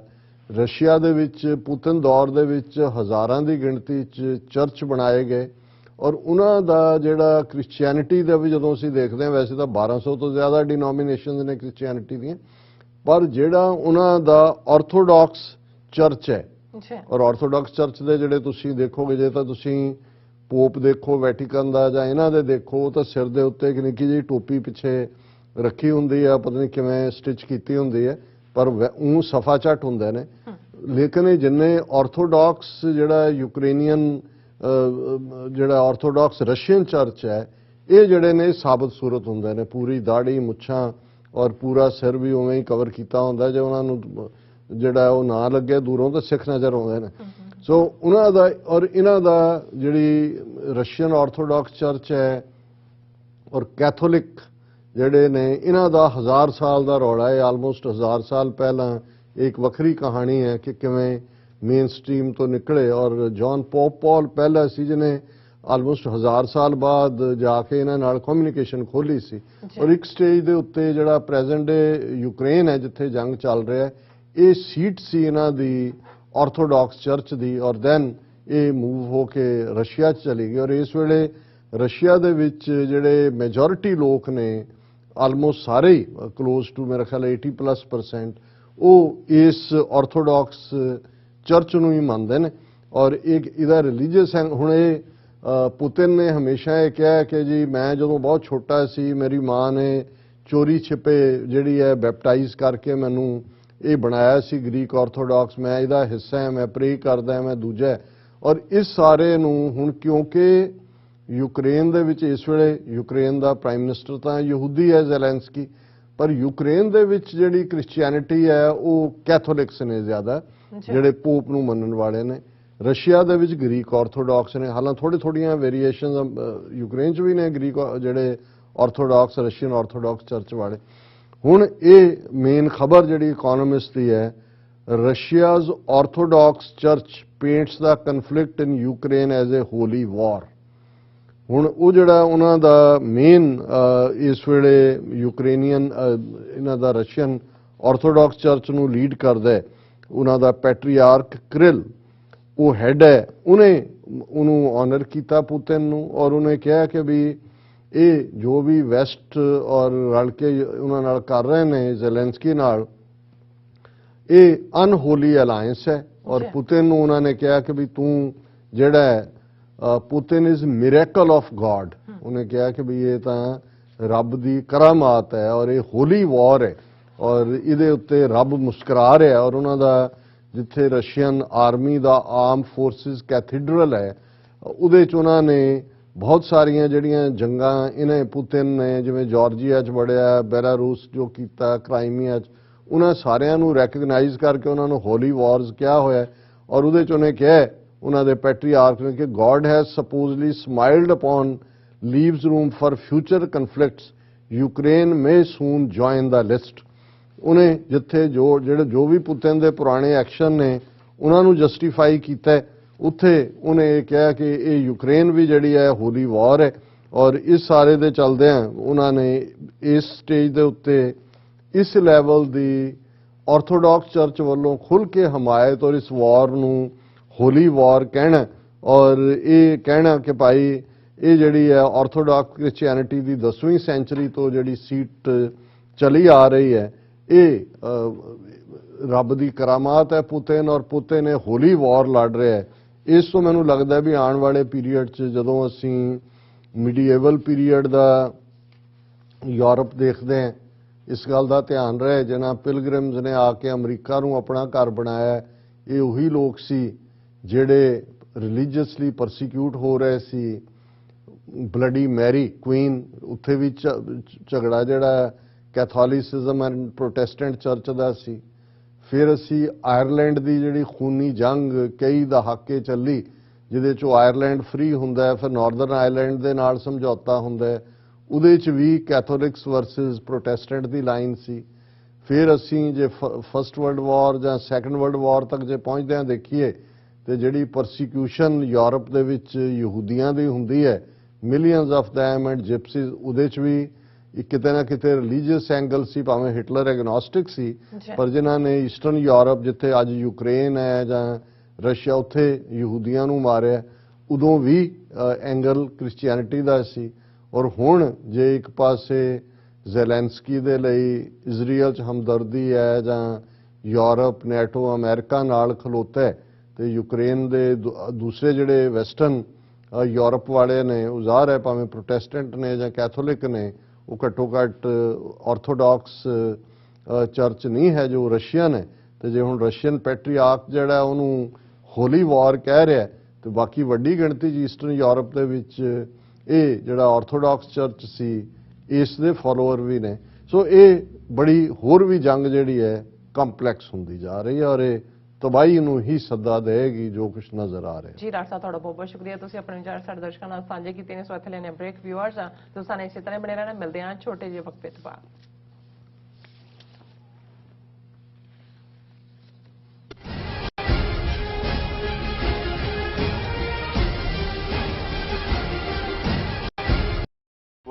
ਜੀ ਕਾ ਖਾਲਸਾ ਵਾਹਿਗੁਰੂ ਜੀ ਕੀ ਫਤਿਹ। 9 ਅਪ੍ਰੈਲ ਨੂੰ ਸਿੱਖ ਡੇ ਪਰੇਡ ਜੋ ਵਾਸ਼ਿੰਗਟਨ ਡੀਸੀ ਦੇ ਵਿੱਚ ਹਰ ਸਾਲ ਕੱਢੀ ਜਾ ਰਹੀ ਹੈ, ਉਹ ਪਿਛਲੇ 2 ਸਾਲ ਦੇ ਗੈਪ ਤੋਂ ਬਾਅਦ 9 ਅਪ੍ਰੈਲ 2022 ਨੂੰ ਫਿਰ ਨਿਕਲੇਗੀ। ਸਪੈਸ਼ਲੀ ਜੋ ਸਾਡਾ ਯੂਥ ਹੈ, ਕਿਉਂਕਿ ਅਕਸਰ ਕਰ ਕਿਹਾ ਜਾਂਦਾ ਹੈ ਕਿ ਯੂਥ ਦੀ ਪਾਰਟਿਸਿਪੇਸ਼ਨ ਘੱਟ ਹੈ ਜਾਂ ਜੋ ਬੀਬੀਆਂ ਦੀ ਪਾਰਟਿਸਿਪੇਸ਼ਨ ਹੈ ਉਹ ਘੱਟ ਹੈ, ਪਰ ਇੱਕ ਖੁੱਲਾ ਸੱਦਾ ਹੈ ਕਿ ਆਉਣ ਵਾਲੇ ਸਮੇਂ ਦੇ ਵਿੱਚ ਵੀ ਇਹ ਮੀਟਿੰਗਾਂ ਈਸਟ ਕੋਸਟ ਦੇ ਵੱਖਰੇ ਵੱਖਰੇ ਗੁਰਦੁਆਰਾ ਸਾਹਿਬਾਨ ਦੇ ਵਿੱਚ ਰੱਖੀਆਂ ਜਾਣਗੀਆਂ ਔਰ ਜੋ ਕੋਆਰਡੀਨੇਟਰ ਨੇ ਸਰਦਾਰ ਹਿੰਮਤ ਸਿੰਘ ਜੀ ਉਹ ਸਾਨੂੰ ਜਾਣਕਾਰੀ ਦਿੰਦੇ ਰਹਿਣਗੇ ਕਿ ਮੀਟਿੰਗਸ ਕਿੱਥੇ ਨੇ। ਪਰ ਇਹ ਜੋ ਸਾਰੀਆਂ ਚੀਜ਼ਾਂ ਨੇ ਇਹ ਟਾਈਮ ਮੰਗਦੀਆਂ ਨੇ, ਇਹ ਸੇਵਾਵਾਂ ਮੰਗਦੀਆਂ ਨੇ ਔਰ ਆਪ ਜੀ ਜ਼ਰੂਰ ਹੁਮ ਹਮਾ ਕੇ ਪਹੁੰਚੋ। ਕੈਲੰਡਰਾਂ ਤੇ ਆਪਣਾ ਦਿਨ ਮਾਰਕ ਕਰ ਲਓ। Sikh day parade Washington DC April 9 2022। Waheguru ji ਕਾ ਖਾਲਸਾ ਵਾਹਿਗੁਰੂ ਜੀ ਕੀ ਫਤਿਹ।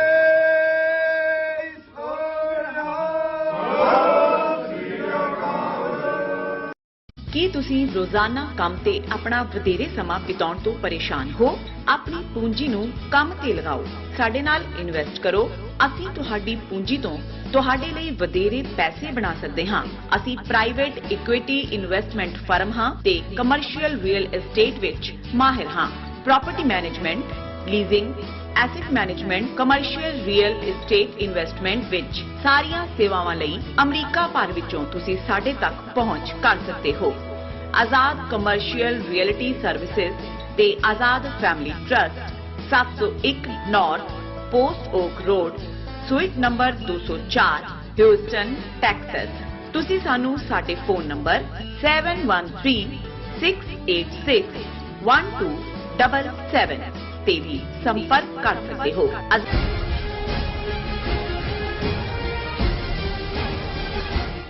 ਦਰਸ਼ਕੋ, ਬ੍ਰੇਕ ਬਾਅਦ ਤੁਹਾਡਾ ਸਭ ਦਾ ਭਰਪੂਰ ਸਵਾਗਤ ਹੈ। ਸੋ ਵਿਊਅਰਸ, ਪ੍ਰੋਗਰਾਮ ਨੂੰ ਹੋਰ ਅੱਗੇ ਵਧਾਉਂਦੇ ਹਾਂ। ਅੱਜ ਦੇ ਦੂਸਰੇ ਅਹਿਮ ਇਸ਼ੂ ਦੇ ਨਾਲ ਇਸ ਦੇ ਵਿੱਚ ਆਪਾਂ ਗੱਲਬਾਤ ਕਰਨ ਜਾ ਰਹੇ ਹਾਂ ਚੀਨ ਦੇ ਹਵਾਲੇ ਨਾਲ ਕਿ ਚੀਨ ਵੱਲੋਂ ਰੂਸ ਦੇ ਯੂਕਰੇਨੀ ਕ੍ਰਾਈਸਿਸ ਦੇ ਚਲਦਿਆਂ ਬੜੇ ਜ਼ੋਰਦਾਰ ਢੰਗ ਨਾਲ ਡਿਪਲੋਮੈਸੀ ਕੀਤੀ ਜਾ ਰਹੀ ਹੈ।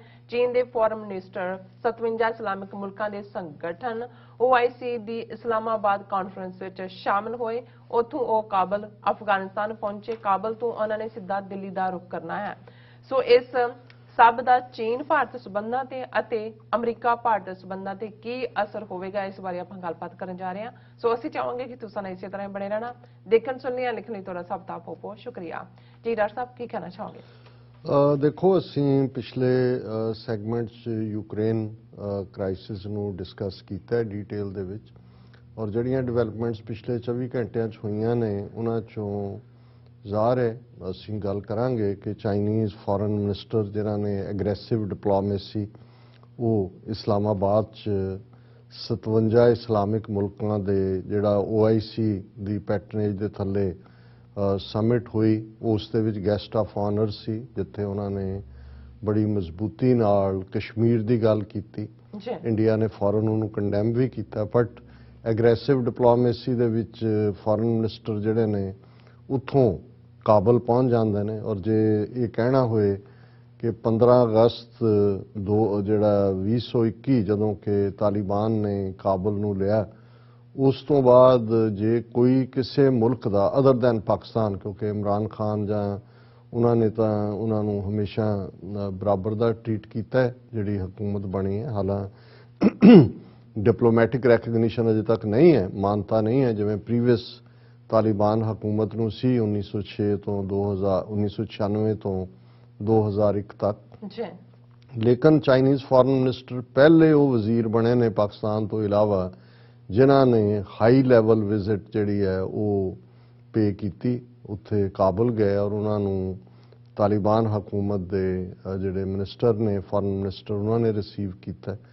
ਔਰ ਇੱਕ ਹਾਲਾਂਕਿ ਅਸੀਂ ਕੱਲ੍ਹ ਇਸ ਦੇ ਉੱਤੇ ਇੱਕ ਸੈਗਮੈਂਟ ਕੀਤਾ, ਭਾਰਤੀ ਮੀਡੀਆ ਨੇ ਵੀ ਉਹਨੂੰ ਜਿਹਨੂੰ ਕਹਿੰਦੇ ਨੇ ਅੰਡਰ ਦਾ ਰੈਪ ਰੱਖਣਾ, ਅੰਡਰ ਦਾ ਰੈਪ ਹੀ ਸੀ ਕਿ ਜੀ ਕੋਈ ਇੰਡੀਆ ਨੇ ਇਨਵਾਈਟ ਤਾਂ ਕੀਤਾ ਨਹੀਂ ਤੇ ਕੌਣ। ਤੇ ਅਸੀਂ ਇਹ ਹਫ਼ਤਾ ਪਹਿਲਾਂ ਵੀ ਇਹ ਕਿਹਾ ਸੀ ਕਿ ਵੀ ਇਹ ਜਿਹੜੀ ਉਹਨਾਂ ਦੀ ਵਿਜ਼ਿਟ ਹੈ, ਜਿਵੇਂ ਐਗਰੈਸਿਵ ਡਿਪਲੋਮੇਸੀ ਚਾਈਨਾ ਕਰ ਰਿਹਾ ਕਿ ਉਹਨੇ ਸ੍ਰੀਲੰਕਾ ਵੀ, ਬੰਗਲਾਦੇਸ਼ ਵੀ, ਫਿਰ OIC 'ਚ ਆ ਗਏ ਕਿ ਵੀ ਉਹ ਇੰਡੀਆ ਆ ਰਿਹਾ। ਔਰ ਜਿਵੇਂ ਰਸ਼ੀਆ ਦੇ ਇਸ਼ੂ ਤੇ ਇੰਡੀਆ ਘੜਿੱਕੀ ਦੇ ਵਿੱਚ ਫਸਿਆ, ਚਾਈਨਾ ਉਹਨੂੰ ਥੋੜਾ ਬਹੁਤ ਜਿਵੇਂ ਕੋਈ ਡੁੱਬ ਰਿਹਾ ਹੁੰਦਾ ਹੈ ਤੇ ਕਈ ਵਾਰ ਜਿਹੜਾ ਤਾਰੂ ਹੁੰਦਾ ਉਹ ਵਿੱਚ ਵੜ ਕੇ ਉਹਨੂੰ ਉਂਗਲ ਆਪਣੀ ਫੜਾ ਦਿੰਦਾ ਹੈ ਕਿ ਚਲੋ ਇਹਨੂੰ ਕਿਸੇ ਕੰਢੇ ਲਾ ਦਈਏ, ਕਿਉਂਕਿ ਚਾਈਨਾ ਵੀ ਚਾਹੁੰਦਾ ਹੈ ਵੀ ਜੇ ਇਹ ਇੰਡੀਆ ਨਿਊਟਰਲਾਈਜ਼ ਹੋਏ ਤਾਂ ਜਿਹੜਾ ਇਹਨਾਂ ਨੇ ਕੁਆਡ ਦੇ ਥੱਲੇ ਤੇ ਦੂਸਰਾ ਜਿਹੜਾ ਗੁੱਡਾ ਬੰਨਿਆ ਹੋਇਆ ਸੀ ਅਮਰੀਕਾ ਦੀ ਥਾਪੀ ਦੇ ਨਾਲ, ਤੇ ਇਹ ਬਹਿ ਜਾਂਦੇ ਨੇ ਤੇ ਚਾਈਨਾ ਦੇ ਉੱਤੇ ਵੀ ਪ੍ਰੈਸ਼ਰ ਲੋਕਲੀ ਘਟਦਾ ਹੈ ਅਲਟੀਮੇਟਲੀ, ਤਾਂ ਜਿਹਨੂੰ ਤੁਸੀਂ ਕਹਿੰਦੇ ਹੋ ਵੀ ਟੂ ਕੂਲ ਡਾਊਨ। ਤੇ ਭਾਰਤ ਦੇ ਕੋਲ ਜਦੋਂ ਉਹਨੇ ਇਹ ਆਫੀਸ਼ੀਅਲ ਪੋਜੀਸ਼ਨ ਭਾਰਤ ਨੇ ਲਈ ਹੋਈ ਸੀ ਪਿਛਲੇ 2 ਸਾਲ ਤੋਂ, ਜੂਨ 2020 ਤੋਂ ਜਦੋਂ ਗਲਵਾਨ ਵੈਲੀ ਕ੍ਰਾਈਸਿਸ ਹੋਇਆ ਕਿ no normal business with China until unless this border issue is resolved. So ਹੁਣ ਅਗੇਨ ਜਿਹੜਾ ਥੁੱਕ ਕੇ ਚੱਟਣ ਦਾ ਤਾਂ ਇਹਨਾਂ ਨੂੰ ਸਵਾਦ ਹੀ ਪਿਆ ਹੋਇਆ, ਪਤਾ ਨਹੀਂ ਇਹ ਇਹਨਾਂ ਦੇ DNA ਦੇ ਵਿੱਚ ਹੀ ਲਿਖਿਆ ਹੋਇਆ, ਉਹ ਇੱਕ ਵੱਖਰੀ ਕਹਾਣੀ ਹੈ। ਲੇਕਿਨ ਇਹ ਸਾਡਾ ਅੰਦਾਜ਼ਾ ਠੀਕ ਨਿਕਲਿਆ ਕਿ ਚਾਈਨੀਜ਼ ਫੋਰਨ ਮਿਨਿਸਟਰ ਜਿਹੜੇ ਨੇ ਕਾਬਲ ਤੋਂ ਫਲਾਈ ਕਰਕੇ ਦਿੱਲੀ ਪਹੁੰਚਦੇ ਨੇ, ਔਰ ਅੰਦਰ ਕੀ ਗੁਫ਼ਤਗੂ ਜਾਂ ਕੀ ਗੱਲਬਾਤ ਹੋਈ ਉਹ ਤਾਂ ਕਿਉਂਕਿ ਉਸ ਕਿਸਮ ਦੀ ਆਫੀਸ਼ੀਅਲ ਵਿਜ਼ਿਟ ਤਾਂ ਨਹੀਂ ਸੀ ਕਿ ਵੀ ਇੰਡੀਆ ਦਾ ਪਹਿਲਾਂ ਹੋਏ ਲੇਆਊਟ ਕੀਤਾ ਹੋਏ, ਔਰ ਸ਼ਾਇਦ ਅੱਜ ਕੱਲ੍ਹ 'ਚ ਪਤਾ ਲੱਗੇਗਾ ਵੀ ਹੋ ਸਕਦਾ ਮੋਦੀ ਦੇ ਨਾਲ ਵੀ ਉਹਨਾਂ ਦੀ ਗੁਫ਼ਤਗੂ ਹੋਏ, ਹੋ ਸਕਦਾ ਨਾ ਵੀ ਹੋਏ।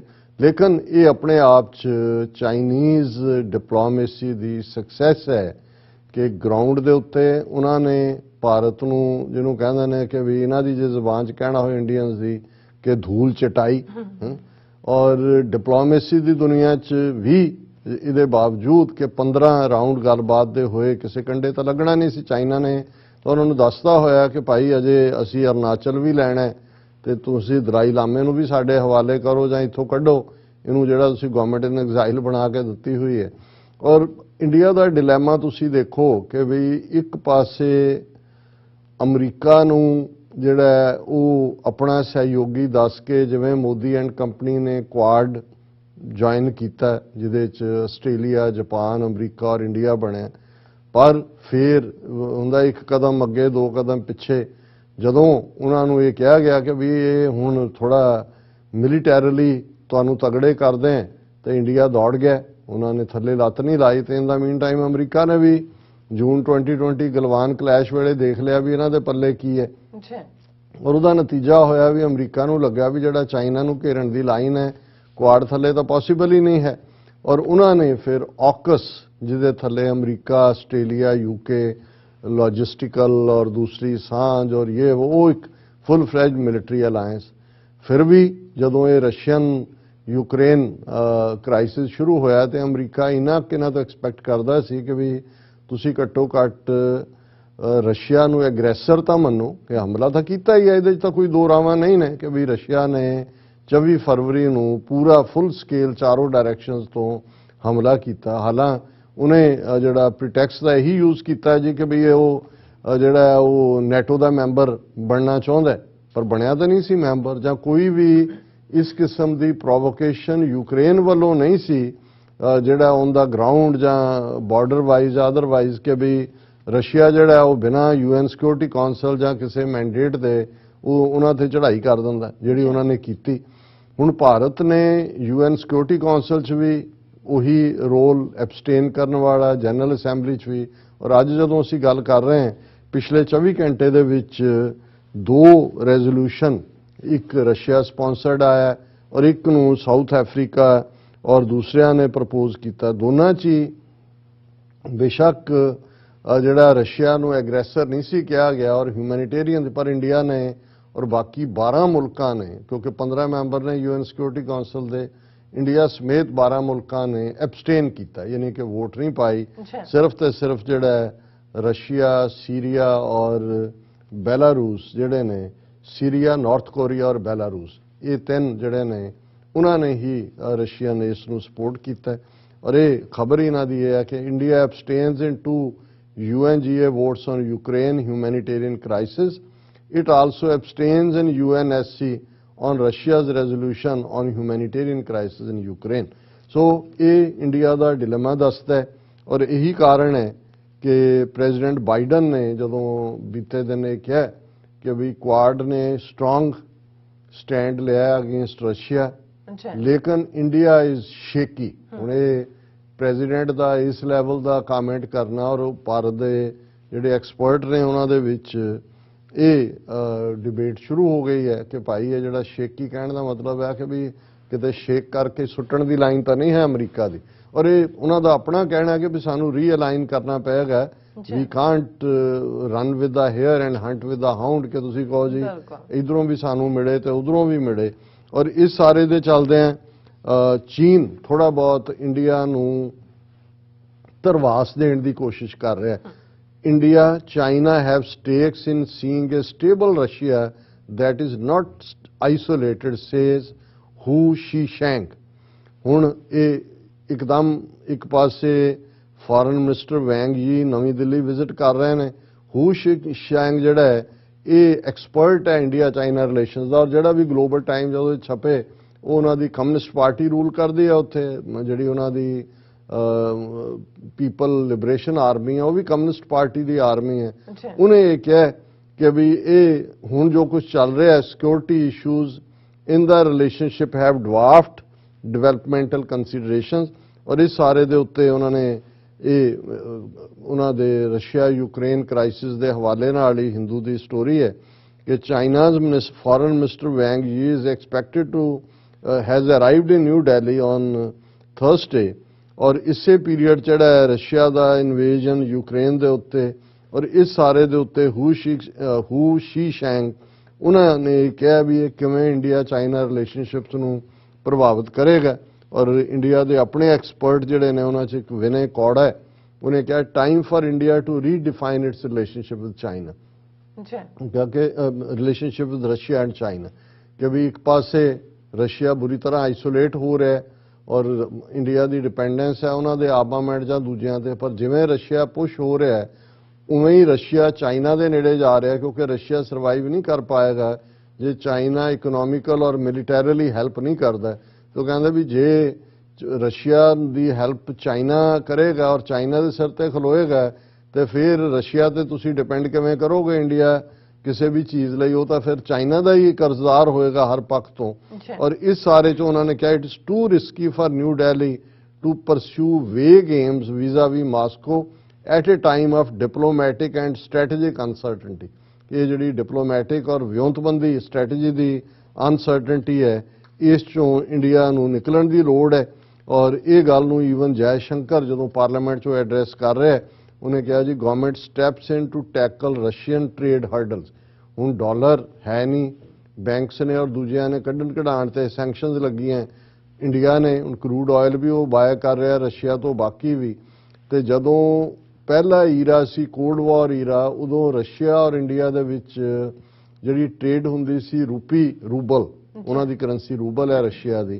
तो हुण जयशंकर कह रहा Jaishankar does not rule out reviving रूपी रूबल ट्रेड, कि असी उस ट्रेड नूं रिवाइव भी कर सकते हैं, पर इस रिवाइवल का ये नतीजा भी होएगा कि अमरीका इन्हां नूं ये मैसेज देगा फिर कि भाई हुण तुसीं ये दसो कि भी तुसीं खरगोश दे नाल हो जां शिकारी कुत्ते दे नाल हो।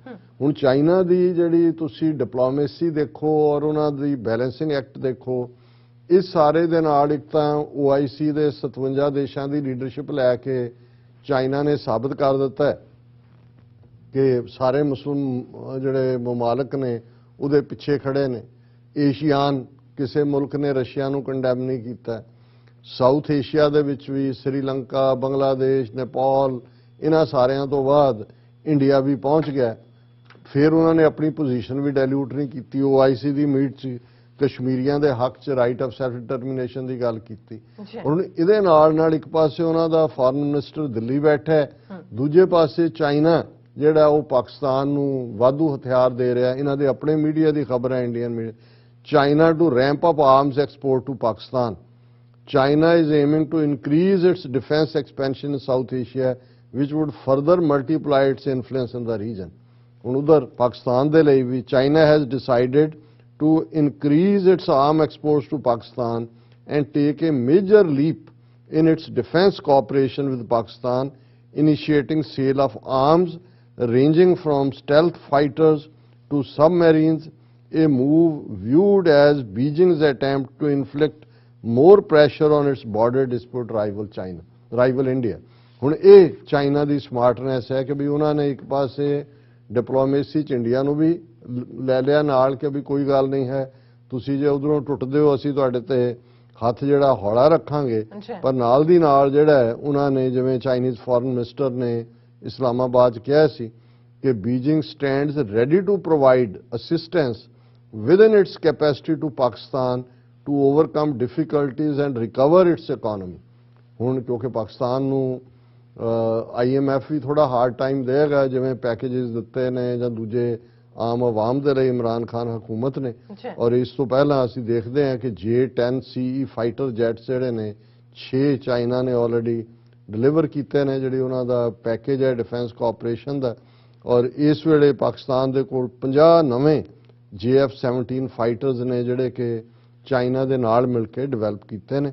ਔਰ ਇਸੇ ਤਰ੍ਹਾਂ ਜਿਹੜਾ ਡਿਫੈਂਸ ਕੋਆਪਰੇਸ਼ਨ ਪਾਕਿਸਤਾਨ ਨਾਲ ਵਧਾਉਂਦੇ ਆ ਉਹਨਾਂ ਨੇ, ਕਿਉਂਕਿ ਇੰਡੀਆ ਨੇ ਰਸ਼ੀਆ ਦੇ S-400 ਮਿਸਾਈਲ ਡਿਫੈਂਸ ਸਿਸਟਮ ਲਿਆ, ਸੋ ਚਾਈਨਾ ਨੇ ਉਸ ਦਾ ਤੋੜ ਪਾਕਿਸਤਾਨ ਨੂੰ ਦਿੱਤਾ। ਸੋ ਅਸੀਂ ਇਹ ਸਮਝਦੇ ਹਾਂ ਕਿ ਬੇਸ਼ੱਕ ਚੇਂਜਸ ਇੰਨੀ ਤੇਜ਼ੀ ਨਾਲ ਹੋ ਰਹੀਆਂ ਨੇ ਕਿ ਹਰ ਮੁਲਕ ਇਹ ਦੇਖ ਰਿਹਾ ਵੀ ਉਹਦਾ ਕਿਹਦੇ ਨਾਲ ਖਲੋਣ 'ਚ ਫਾਇਦਾ ਹੈ, ਲੇਕਿਨ ਇਸ ਸਾਰੇ 'ਚ ਜਿਹੜੀ ਅੰਗਰੇਜ਼ੀ ਦੀ ਇੱਕ ਟਰਮ ਹੁੰਦੀ ਹੈ ਔਨ ਹਾਰਨਸ ਆਫ ਡਿਲੇਮਾ, ਜੇ ਉਹ ਬੌਲਦ ਦੇ ਸਿੰਘਾਂ ਦੇ ਉੱਤੇ ਕੋਈ ਚੀਜ਼ ਖਲੋਤੀ ਹੋਈ ਹੈ ਤਾਂ ਉਹ ਇੰਡੀਆ ਹੈ। ਕਿਉਂਕਿ ਉਹਨੂੰ ਜਦੋਂ ਤੁਸੀਂ ਇੱਕ ਪਾਸਾ ਕਰਦੇ ਹੋ ਔਰ ਤੁਹਾਨੂੰ ਅੱਗੇ ਜਾ ਕੇ ਪਤਾ ਲੱਗਦਾ ਵੀ ਉਹ ਤਾਂ ਡੂੰਘੇ ਟੋਏ ਪੱਟੇ ਹੋਏ ਨੇ, ਤੁਸੀਂ ਵਾਪਸ ਮੁੜਨਾ ਚਾਹੁੰਦੇ ਹੋ ਤੇ ਪਿੱਛੇ ਤੁਸੀਂ ਮੁੜ ਕੇ ਦੇਖਦੇ ਹੋ ਕਿ ਸਮੁੰਦਰ ਹੈ, ਤੇ ਫਿਰ ਤੁਹਾਨੂੰ ਲੱਗਦਾ ਹੈ ਕਿ ਭਾਈ ਜੇ ਇੱਧਰ ਗਿਆ ਤੇ ਡੁੱਬਾਂਗਾ, ਇੱਧਰ ਗਿਆ ਤੇ ਤਾਂ ਵੀ ਜਿਹੜਾ ਉਹ ਵਿੱਚ ਡਿੱਗਦੇ ਆ ਟੋਏ ਦੇ। ਸੋ ਇੰਡੀਆ ਦੀ ਜਿਹੜੀ ਹਾਲਤ ਹੈ ਇਸ ਵੇਲੇ ਚਾਈਨਾ ਨਾਲ ਹੌਸਟਿਲਿਟੀ ਲੈ ਕੇ, ਪਾਕਿਸਤਾਨ ਨਾਲ ਹੌਸਟਿਲਿਟੀ ਲੈ ਕੇ, ਵਿਦ ਇਨ ਕੰਟਰੀ ਕਸ਼ਮੀਰ ਦਾ ਇਸ਼ੂ, ਸਿੱਖਾਂ ਦਾ ਇਸ਼ੂ, ਜਿਸ ਕਿਸਮ ਦਾ ਇਹਨਾਂ ਨੇ ਐਗਰੈਸਿਵ ਹਿੰਦੂਤਵਾ ਦਾ ਏਜੰਡਾ ਦੇ ਕੇ ਸਾਰੀ ਆਪਣੀ ਜਿਹੜੀ ਸੋਸ਼ਲ ਫੈਬਰਿਕ ਹੈ ਉਹਨੂੰ ਤਾਰ-ਤਾਰ ਕੀਤਾ, ਇਹ ਜਾਣਗੇ ਸੋਵੀਅਤ ਯੂਨੀਅਨ ਔਰ ਯੂਗੋਸਲਾਵੀਆ ਦੇ ਰਸਤੇ ਤੇ ਹੀ।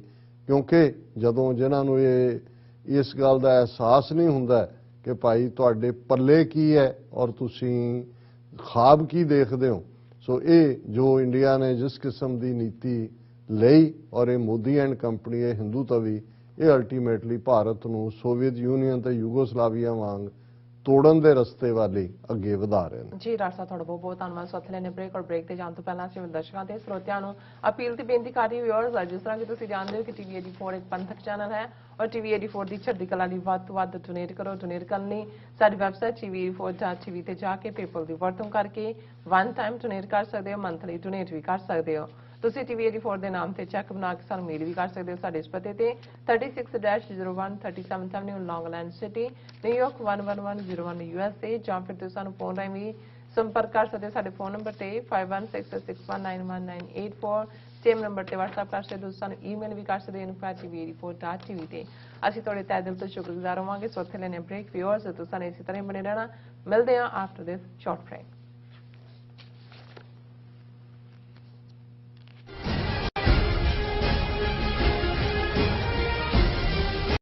ਵਾਹਿਗੁਰੂ ਜੀ ਕਾ ਖਾਲਸਾ, ਵਾਹਿਗੁਰੂ ਜੀ ਕੀ ਫਤਿਹ। 9 ਅਪ੍ਰੈਲ ਨੂੰ ਸਿੱਖ ਡੇ ਪਰੇਡ ਜੋ ਵਾਸ਼ਿੰਗਟਨ DC ਦੇ ਵਿੱਚ ਹਰ ਸਾਲ ਕੱਢੀ ਜਾ ਰਹੀ ਹੈ, ਉਹ ਪਿਛਲੇ 2 ਸਾਲ ਦੇ ਗੈਪ ਤੋਂ ਬਾਅਦ 9 ਅਪ੍ਰੈਲ 2022 ਨੂੰ ਫਿਰ ਨਿਕਲੇਗੀ। ਸਪੈਸ਼ਲੀ ਜੋ ਸਾਡਾ ਯੂਥ ਹੈ, ਕਿਉਂਕਿ ਅਕਸਰ ਕਿਹਾ ਜਾਂਦਾ ਹੈ ਕਿ ਯੂਥ ਦੀ ਪਾਰਟਿਸਿਪੇਸ਼ਨ ਘੱਟ ਹੈ ਜਾਂ ਜੋ ਬੀਬੀਆਂ ਦੀ ਪਾਰਟਿਸਿਪੇਸ਼ਨ ਹੈ ਉਹ ਘੱਟ ਹੈ, ਪਰ ਇੱਕ ਖੁੱਲ੍ਹਾ ਸੱਦਾ ਹੈ ਕਿ ਆਉਣ ਵਾਲੇ ਸਮੇਂ ਦੇ ਵਿੱਚ ਵੀ ਇਹ ਮੀਟਿੰਗਾਂ ਈਸਟ ਕੋਸਟ ਦੇ ਵੱਖਰੇ ਵੱਖਰੇ ਗੁਰਦੁਆਰਾ ਸਾਹਿਬਾਨ ਦੇ ਵਿੱਚ ਰੱਖੀਆਂ ਜਾਣਗੀਆਂ। ਔਰ ਜੋ ਕੋਆਰਡੀਨੇਟਰ ਨੇ ਸਰਦਾਰ ਹਿੰਮਤ ਸਿੰਘ ਜੀ, ਉਹ ਸਾਨੂੰ ਜਾਣਕਾਰੀ ਦਿੰਦੇ ਰਹਿਣਗੇ ਕਿ ਮੀਟਿੰਗਸ ਕਿੱਥੇ ਨੇ। ਪਰ ਇਹ ਜੋ ਸਾਰੀਆਂ ਚੀਜ਼ਾਂ ਨੇ ਇਹ ਟਾਈਮ ਮੰਗਦੀਆਂ ਨੇ, ਇਹ ਸੇਵਾਵਾਂ ਮੰਗਦੀਆਂ ਨੇ, ਔਰ ਆਪ ਜੀ ਜ਼ਰੂਰ ਹੁਮ-ਹੁਮਾ ਕੇ ਪਹੁੰਚੋ। ਕੈਲੰਡਰਾਂ ਤੇ ਆਪਣਾ ਦਿਨ ਮਾਰਕ ਕਰ ਲਓ। Sikh day parade Washington DC ਅਪ੍ਰੈਲ 9 2022। ਵਾਹਿਗੁਰੂ ਜੀ ਕਾ ਖਾਲਸਾ, ਵਾਹਿਗੁਰੂ ਜੀ ਕੀ ਫਤਿਹ।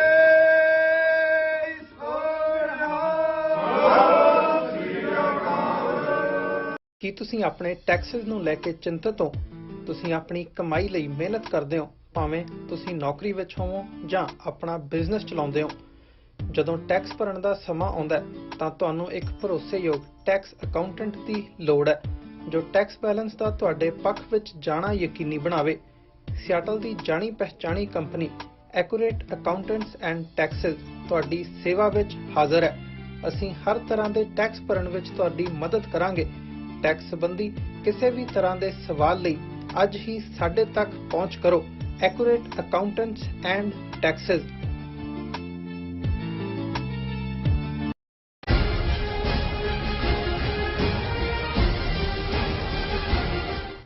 Viewers welcome back on programme. So viewers ਹੁਣ ਆਪਾਂ ਗੱਲਬਾਤ ਕਰਨ ਜਾ ਰਹੇ ਹਾਂ ਪੰਜਾਬ ਦੇ ਹਵਾਲੇ ਨਾਲ ਕਿ ਪੰਜਾਬ ਦੇ ਮੁੱਖ ਮੰਤਰੀ ਭਗਵੰਤ ਮਾਨ ਨੇ ਆਪਣੇ ਕਾਰਜਕਾਲ ਦੇ ਪਹਿਲੇ ਹਫ਼ਤੇ ਵਿੱਚ ਹੀ ਇਹ ਸਾਬਤ ਕਰ ਦਿੱਤਾ ਹੈ ਕਿ ਉਹ ਕੇਜਰੀਵਾਲ ਦੇ ਇੱਕ ਡੰਮੀ ਤੋਂ ਵੱਧ ਹੋਰ ਕੁਝ ਨਹੀਂ ਹੈ।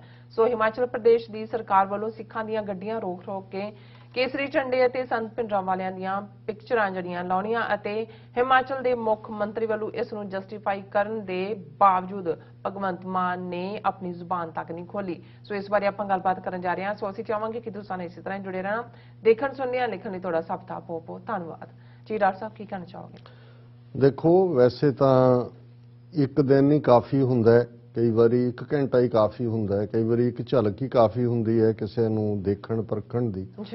ਪਰ ਜਦੋਂ ਲੋਕ ਇੱਕ ਉਸ ਕਿਸਮ ਦੀ ਭਾਵੁਕਤਾ ਦਾ ਸ਼ਿਕਾਰ ਹੋ ਕੇ, ਪ੍ਰੋਪੇਗੈਂਡੇ ਦਾ ਸ਼ਿਕਾਰ ਹੋ ਕੇ ਜਾਂ ਇੱਕ ਵਹਿਣ 'ਚ ਬਹਿ ਕੇ ਕਿਸੇ ਨੂੰ ਅੱਗੇ ਲੈ ਆਉਂਦੇ ਨੇ, ਜਿਵੇਂ ਕਿ ਆਮ ਆਦਮੀ ਪਾਰਟੀ ਦੀ ਜਿਹੜੀ ਇਹਨਾਂ ਅਸੈਂਬਲੀ ਚੋਣਾਂ ਦੇ ਵਿੱਚ ਜਿੱਤ, ਤੇ ਫਿਰ ਜਿਸ ਲੈਵਲ ਦੀਆਂ ਐਕਸਪੈਕਟੇਸ਼ਨਸ ਇੱਕਦਮ ਬਣੀਆਂ ਹੁੰਦੀਆਂ ਉਹ ਪਹਿਲੇ ਮੁੱਢਲੇ ਦਿਨਾਂ ਦੇ ਵਿੱਚ ਹੀ ਸਾਹਮਣੇ ਆ ਜਾਂਦਾ ਹੈ ਕਿ ਹਕੀਕਤ ਕੀ ਹੈ। ਸੋ ਸਾਨੂੰ ਹੁਣ ਬਹੁਤਾ ਸੋਸ਼ਲ ਮੀਡੀਆ ਤੇ ਤੁਹਾਨੂੰ ਇਹਨਾਂ ਦੇ ਭਗਤਾਂ ਦੀਆਂ ਚੀਕਾਂ ਤੇ ਜ਼ਰੂਰ ਥੋੜ੍ਹੀਆਂ ਬਹੁਤ ਹੁਣ ਅਜੇ ਤਾਂ ਹਟਕੋਰੇ ਹੀ ਨਜ਼ਰ ਆਉਂਦੇ ਨੇ, ਪਰ ਬਹੁਤ ਜਲਦੀ ਚੀਕਾਂ ਵੀ ਨਜ਼ਰ ਆਉਣੀਆਂ ਸ਼ੁਰੂ ਹੋਣਗੀਆਂ।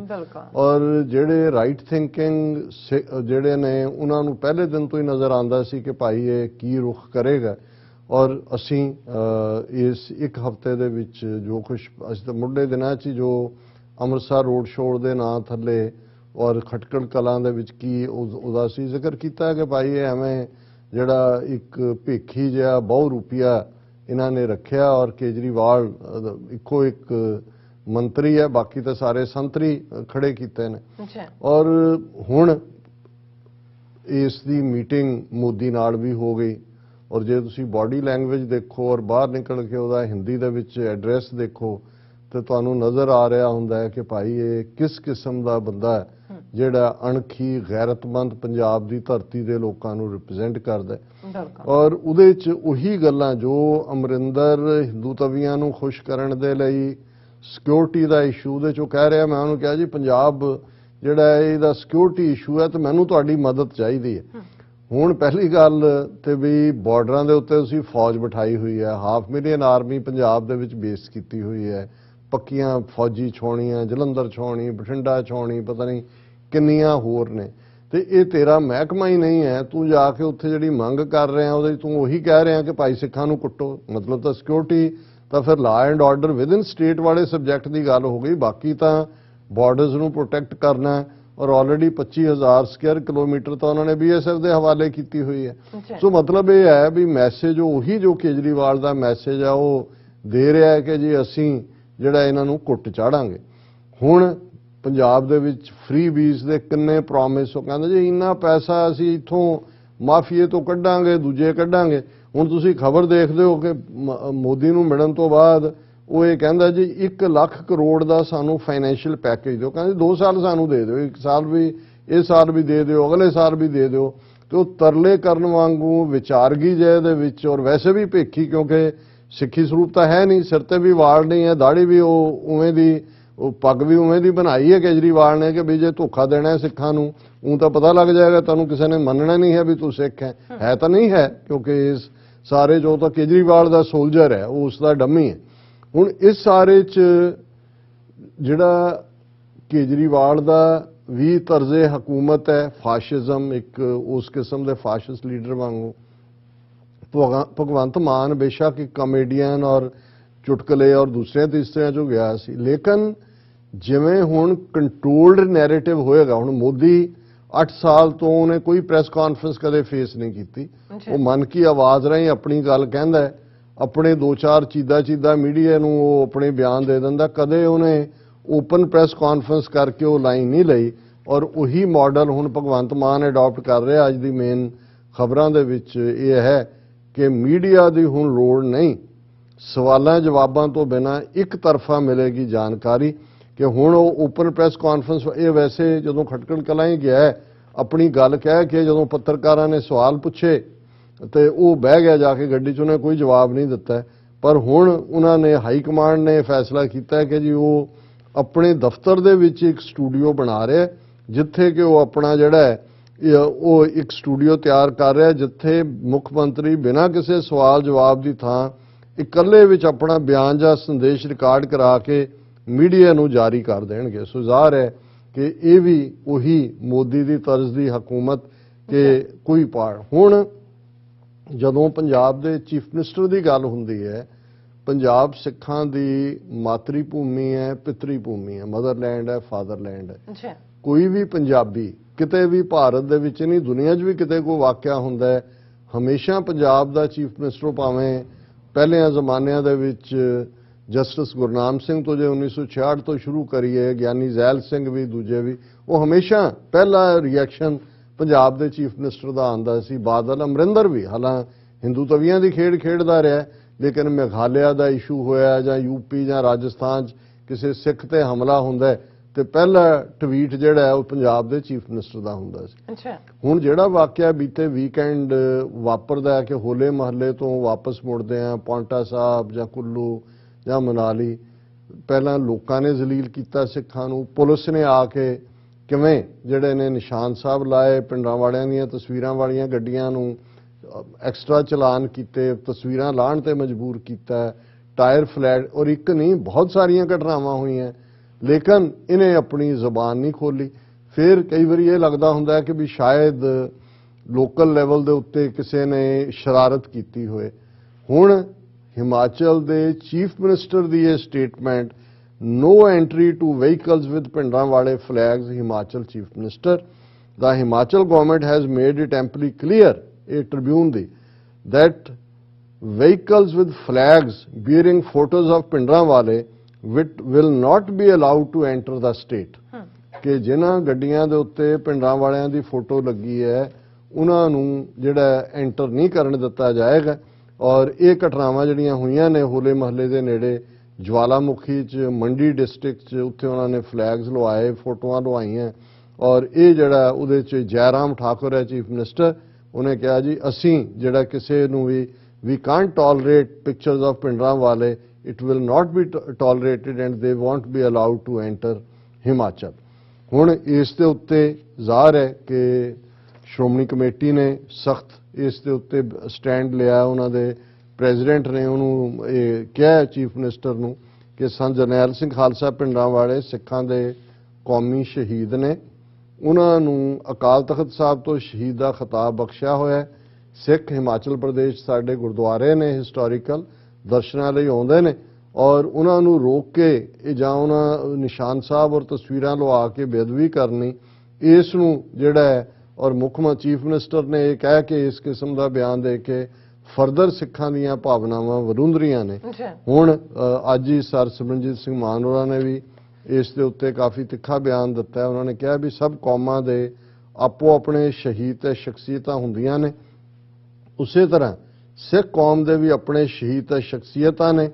ਇਸ ਲਈ ਕਿਸੇ ਹੋਰ ਕੌਮ ਦੇ ਆਗੂ ਵੱਲੋਂ ਸਾਡੀ ਕੌਮ ਦੇ ਸ਼ਹੀਦਾਂ ਤੇ ਮਹਾਨ ਸ਼ਖਸੀਅਤਾਂ ਪ੍ਰਤੀ ਕੋਈ ਕਿੰਤੂ ਪਰੰਤੂ ਕਰਨਾ ਜਾਂ ਉਹਨਾਂ ਦੇ ਫਲੈਕਸ ਬੋਰਡ, ਝੰਡਿਆਂ, ਫੋਟੋਆਂ ਆਦਿ ਨੂੰ ਵਹੀਕਲਸ ਤੋਂ ਲਾਉਣਾ ਔਰ ਕੋਈ ਅਪਮਾਨਜਨਕ ਸ਼ਬਦਾਵਲੀ ਵਰਤਣੀ, ਇਸ ਦੀ ਅਸੀਂ ਕਿਸੇ ਨੂੰ ਵੀ ਇਜਾਜ਼ਤ ਨਹੀਂ ਦੇਵਾਂਗੇ ਕਿ ਇਸ ਫੈਸਲਾ ਸਿੱਖ ਕੌਮ ਨੇ ਕਰਨਾ ਹੈ ਕਿ ਉਹਨਾਂ ਦਾ ਸ਼ਹੀਦ ਕੌਣ ਹੈ ਔਰ ਉਹਨਾਂ ਦੀ ਮਹਾਨ ਸ਼ਖਸੀਅਤ ਨੂੰ ਉਹੀ ਕੌਮ ਜਿਹੜੀ ਹੈ ਉਹ ਰੈਕਗਨਾਈਜ਼ ਕਰਦੀ ਹੈ। ਹੁਣ ਇਸ ਸਭ ਦੇ ਚੱਲਦਿਆਂ ਭਗਵੰਤ ਮਾਨ ਦੇ ਮੂੰਹੋਂ ਜਿਸ ਸਟੇਟ ਦੇ ਲੋਕਾਂ ਦੇ ਨਾਲ ਇੱਕ ਵੀ ਲਫ਼ਜ਼ ਨਹੀਂ ਕਿਹਾ ਗਿਆ, ਔਰ ਅਸੀਂ ਜਿਵੇਂ ਕੱਲ ਮੈਂਸ਼ਨ ਕੀਤਾ ਸੀ ਕਿ ਭੈਣ ਜੀ ਅਮਨਜੋਤ ਕੌਰ ਨੇ ਸਾਨੂੰ ਇਸ ਦੇ ਉੱਤੇ ਜਦੋਂ ਇਹ ਘਟਨਾਕ੍ਰਮ ਵਾਪਰ ਹੀ ਰਿਹਾ ਸੀ, ਉਹਨਾਂ ਦੀ ਲਿਖਤ ਸਾਨੂੰ ਪਰਸੋਂ ਆਈ ਸੀ, ਜਿਹਦੇ 'ਚ ਉਹਨਾਂ ਦਾ ਹੀ ਅਸੀਂ ਜਿਹੜਾ ਟਾਈਟਲ ਹੈ ਉਹਨੂੰ ਯੂਜ਼ ਕੀਤਾ ਹੈ ਆਪਣੇ ਹੈਡਲਾਈਨ ਲਈ ਕਿ ਵੀ ਭਗਵੰਤ ਮਾਨ ਫੇਲਡ 6 ਇਨ ਫਸਟ ਗੋ।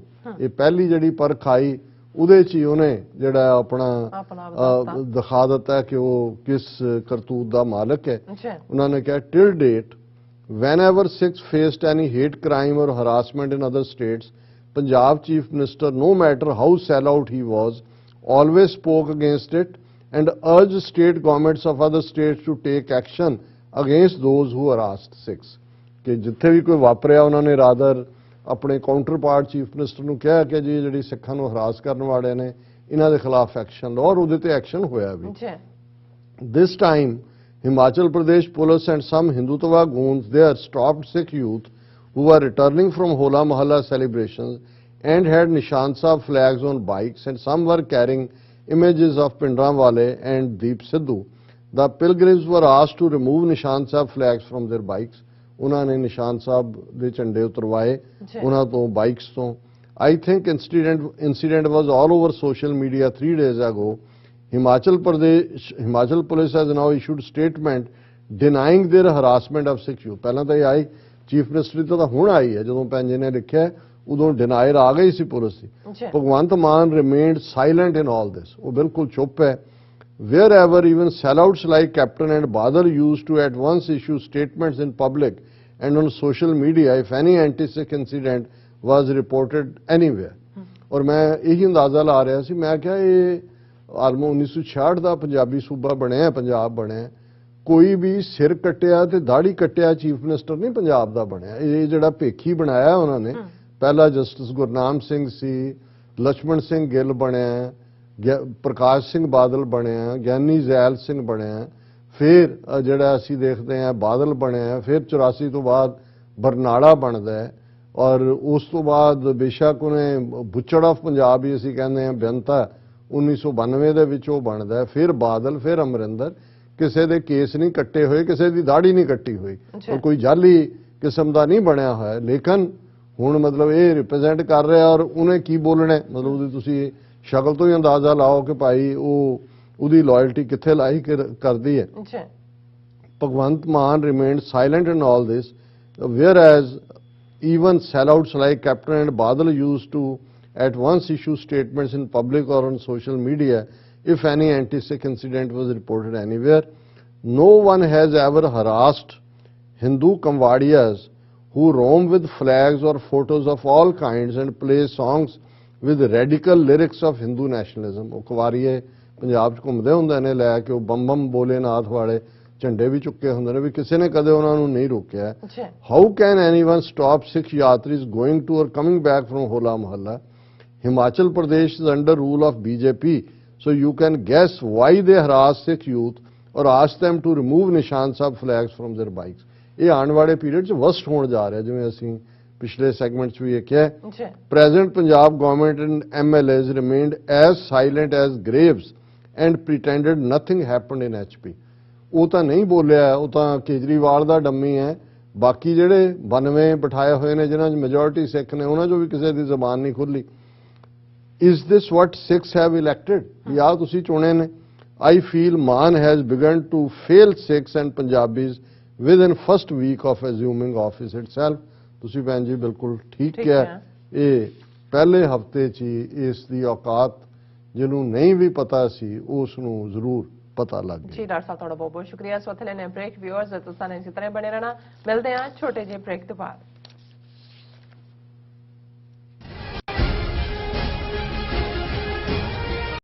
ਵਾਹਿਗੁਰੂ ਜੀ ਕਾ ਖਾਲਸਾ ਵਾਹਿਗੁਰੂ ਜੀ ਕੀ ਫਤਿਹ। 9 ਅਪ੍ਰੈਲ ਨੂੰ ਸਿੱਖ ਡੇ ਪਰੇਡ ਜੋ ਵਾਸ਼ਿੰਗਟਨ DC ਦੇ ਵਿੱਚ ਹਰ ਸਾਲ ਕੱਢੀ ਜਾ ਰਹੀ ਹੈ, ਉਹ ਪਿਛਲੇ 2 ਸਾਲ ਦੇ ਗੈਪ ਤੋਂ ਬਾਅਦ 9 ਅਪ੍ਰੈਲ 2022 ਨੂੰ ਫਿਰ ਨਿਕਲੇਗੀ। ਸਪੈਸ਼ਲੀ ਜੋ ਸਾਡਾ ਯੂਥ ਹੈ, ਕਿਉਂਕਿ ਅਕਸਰ ਕਰ ਕਿਹਾ ਜਾਂਦਾ ਹੈ ਕਿ ਯੂਥ ਦੀ ਪਾਰਟਿਸਿਪੇਸ਼ਨ ਘੱਟ ਹੈ ਜਾਂ ਜੋ ਬੀਬੀਆਂ ਦੀ ਪਾਰਟਿਸਿਪੇਸ਼ਨ ਹੈ ਉਹ ਘੱਟ ਹੈ, ਪਰ ਇੱਕ ਖੁੱਲਾ ਸੱਦਾ ਹੈ ਕਿ ਆਉਣ ਵਾਲੇ ਸਮੇਂ ਦੇ ਵਿੱਚ ਵੀ ਇਹ ਮੀਟਿੰਗਾਂ ਈਸਟ ਕੋਸਟ ਦੇ ਵੱਖਰੇ ਵੱਖਰੇ ਗੁਰਦੁਆਰਾ ਸਾਹਿਬਾਨ ਦੇ ਵਿੱਚ ਰੱਖੀਆਂ ਜਾਣਗੀਆਂ, ਔਰ ਜੋ ਕੋਆਰਡੀਨੇਟਰ ਨੇ ਸਰਦਾਰ ਹਿੰਮਤ ਸਿੰਘ ਜੀ, ਉਹ ਸਾਨੂੰ ਜਾਣਕਾਰੀ ਦਿੰਦੇ ਰਹਿਣਗੇ ਕਿ ਮੀਟਿੰਗਸ ਕਿੱਥੇ ਨੇ। ਪਰ ਇਹ ਜੋ ਸਾਰੀਆਂ ਚੀਜ਼ਾਂ ਨੇ ਇਹ ਟਾਈਮ ਮੰਗਦੀਆਂ ਨੇ, ਇਹ ਸੇਵਾਵਾਂ ਮੰਗਦੀਆਂ ਨੇ, ਔਰ ਆਪ ਜੀ ਜ਼ਰੂਰ ਹਮਾ ਕੇ ਪਹੁੰਚੋ। ਕੈਲੰਡਰਾਂ ਤੇ ਆਪਣਾ ਦਿਨ ਮਾਰਕ ਕਰ ਲਓ। Sikh day parade Washington DC ਅਪ੍ਰੈਲ 9 2022। ਵਾਹਿਗੁਰੂ ਜੀ ਕਾ ਖਾਲਸਾ ਵਾਹਿਗੁਰੂ ਜੀ ਕੀ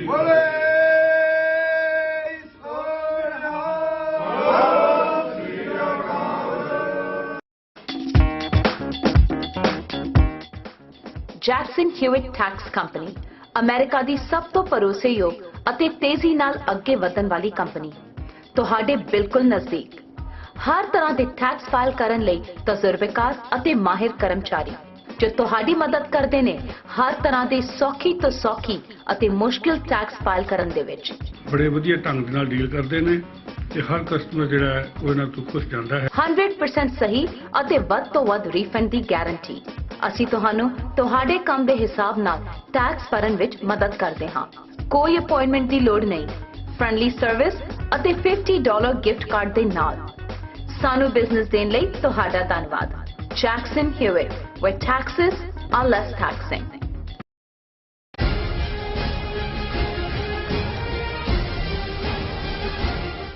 ਦਰਸ਼ਕੋ ਬ੍ਰੇਕ ਤੋਂ ਬਾਅਦ ਆਪਾਂ ਤੁਹਾਨੂੰ ਸਭ ਨੂੰ ਜੀ ਆਇਆਂ ਕਹਿੰਦੇ ਹਾਂ ਸੋ ਵਿਊਅਰਸ ਹੁਣ ਆਪਾਂ ਗੱਲਬਾਤ ਕਰਨ ਜਾ ਰਹੇ ਹਾਂ ਕਿ ਬੀਜੇਪੀ ਵੱਲੋਂ ਗੁਜਰਾਤ ਹਿਮਾਚਲ ਅਤੇ ਰਾਜਸਥਾਨ ਸੂਬਿਆਂ ਦੀਆਂ ਆਉਂਦੀਆਂ ਚੋਣਾਂ ਜਿੱਤਣ ਲਈ ਕਸ਼ਮੀਰ ਪੰਡਤਾਂ ਦੇ ਮੁੱਦੇ ਨੂੰ ਉਭਾਰ ਕੇ ਮੁਸਲਮਾਨਾਂ ਦੇ ਖਿਲਾਫ ਖੂਫ ਨਫ਼ਰਤ ਜਿਹੜੀ ਹੈ ਉਹ ਫੈਲਾਈ ਜਾ ਰਹੀ ਹੈ ਸੋ ਕਸ਼ਮੀਰ ਫਾਈਲਸ ਫਿਲਮ ਇਸੇ ਕੜੀ ਦਾ ਹਿੱਸਾ ਹੈ ਸੋ ਮੋਦੀ ਦੇ ਮਿਨਿਸਟਰ ਜਤਿੰਦਰ ਸਿੰਘ ਨੇ ਬਿਆਨ ਦਿੱਤਾ ਹੈ ਕਿ ਜਿਸ ਤਰ੍ਹਾਂ ਅਸੀਂ ਜੰਮੂ ਕਸ਼ਮੀਰ ਵਿੱਚ ਆਰਟੀਕਲ 370 ਖਤਮ ਕੀਤਾ ਹੈ ਇਸੇ ਤਰ੍ਹਾਂ ਅਸੀਂ ਪਾਕਿਸਤਾਨ ਦੇ ਕਬਜ਼ੇ ਵਾਲੇ ਕਸ਼ਮੀਰ ਨੂੰ ਵੀ ਆਜ਼ਾਦ ਕਰਵਾਵਾਂਗੇ ਸੋ ਇਸ ਬਾਰੇ ਆਪਾਂ ਗੱਲਬਾਤ ਕਰਨ ਜਾ ਰਹੇ ਹਾਂ ਸੋ ਅਸੀਂ ਚਾਹਾਂਗੇ ਕਿ ਤੁਸੀਂ ਇਸੇ ਤਰ੍ਹਾਂ ਬਣੇ ਰਹਿਣਾ ਦੇਖਣ ਸੁਣਨ ਲਿਖਣ ਲਈ ਤੁਹਾਡਾ ਸਭ ਦਾ ਬਹੁਤ ਬਹੁਤ ਸ਼ੁਕਰੀਆ ਜੀ ਡਾਕਟਰ ਸਾਹਿਬ ਕੀ ਕਹਿਣਾ ਚਾਹੋਗੇ ਦੇਖੋ ਅਸੀਂ ਅੱਗੇ ਵੀ ਜ਼ਿਕਰ ਕੀਤਾ ਸੀ ਕਿ ਆਉਣ ਵਾਲੇ ਸਮੇਂ 'ਚ ਹਿਮਾਚਲ ਪ੍ਰਦੇਸ਼ ਗੁਜਰਾਤ ਔਰ ਫਿਰ ਰਾਜਸਥਾਨ ਅਸੈਂਬਲੀ ਚੋਣਾਂ ਹੋਣੀਆਂ ਨੇ 2022 ਹੈ 2024 ਚ ਪਾਰਲੀਮੈਂਟ ਦੀਆਂ ਚੋਣਾਂ ਨੇ ਸੋ ਆਲਰੇਡੀ ਉਹਨਾਂ ਨੇ ਆਪਣਾ ਮੁਸਲਮਾਨ ਵਿਰੋਧੀ ਪੱਤਾ ਜਿਹੜਾ ਉਹ ਬੜੀ ਤੇਜ਼ੀ ਦੇ ਨਾਲ ਖੇਡਣਾ ਸ਼ੁਰੂ ਕੀਤਾ ਹੋਇਆ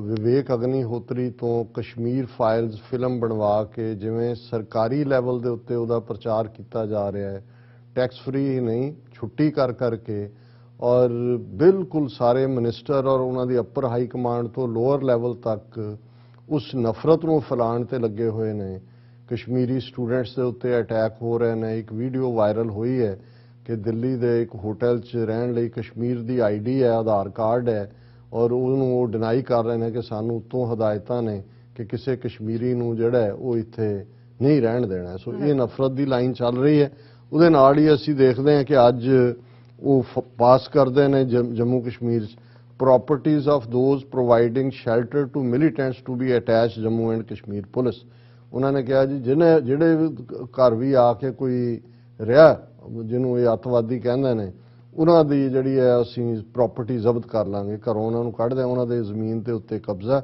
ਔਰ ਦੂਸਰਾ ਤੀਸਰਾ ਇਹ ਕਰਾਂਗੇ ਔਰ ਨਾਲ ਦੀ ਨਾਲ ਇੱਕ ਪਾਸੇ ਕਿਉਂਕਿ fake account fake narrative Kashmir files ਦੇ ਥੱਲੇ ਇਹਨਾਂ ਨੇ ਕ੍ਰੀਏਟ ਕੀਤਾ ਔਰ ਹੁਣ ਇੱਕ ਪੈਟੀਸ਼ਨ ਸੁਪਰੀਮ ਕੋਰਟ 'ਚ ਦਾਇਰ ਕੀਤੀ ਗਈ ਹੈ ਕਿ court monitored probe into genocide of Kashmiri Pandits in Jammu and Kashmir ਔਰ ਇਹ ਪੈਟੀਸ਼ਨਰ ਨੇ ਕਸ਼ਮੀਰੀ ਪੰਡਤਾਂ ਦੀ ਆਰਗੇਨਾਈਜੇਸ਼ਨ ਨੇ ਇਹ ਕਿਹਾ ਕਿ ਸੀਬੀਆਈ ਔਰ NIA ਦੀ ਜਿਹੜਾ ਉਹ ਉਹਨਾਂ ਦੀ ਨਿਗਰਾਨੀ ਥੱਲੇ ਇਹ detailed mass murders and genocide of Kashmiri Pandits in Jammu Kashmir ਉਸ ਦੀ ਡੀਟੇਲ ਇਨਵੈਸਟੀਗੇਸ਼ਨ ਕਰਾਈ ਜਾਏ ਔਰ ਇਸ ਸਾਰੇ ਦੇ ਚੱਲਦੇ ਆ ਅੱਜ ਜਿਹੜਾ ਸੈਂਟਰਲ ਮਿਨਿਸਟਰ ਹੈ ਮੋਦੀ ਦੀ ਕੈਬਨਿਟ ਜਤਿੰਦਰ ਸਿੰਘ ਉਸ ਦੀ ਸਟੇਟਮੈਂਟ ਉਹਨਾਂ ਨੇ ਕਿਹਾ ਜੀ ਅਸੀਂ ਜਿਵੇਂ ਆਰਟੀਕਲ 370 ਐਬਰੋਗੇਟ ਕੀਤਾ ਹੈ ਇਵੇਂ ਹੀ ਜਿਹੜਾ ਪਾਕਿਸਤਾਨ ਦੇ ਕਬਜ਼ੇ ਵਾਲਾ ਪਾਕਿਸਤਾਨ ਆਕੂਪਾਈਡ ਕਸ਼ਮੀਰ ਇਹ ਕਹਿੰਦਾ ਜਿਹੜਾ ਆਜ਼ਾਦ ਕਸ਼ਮੀਰ ਹੈ ਜ਼ਾਹਰਾ ਤੌਰ ਤੇ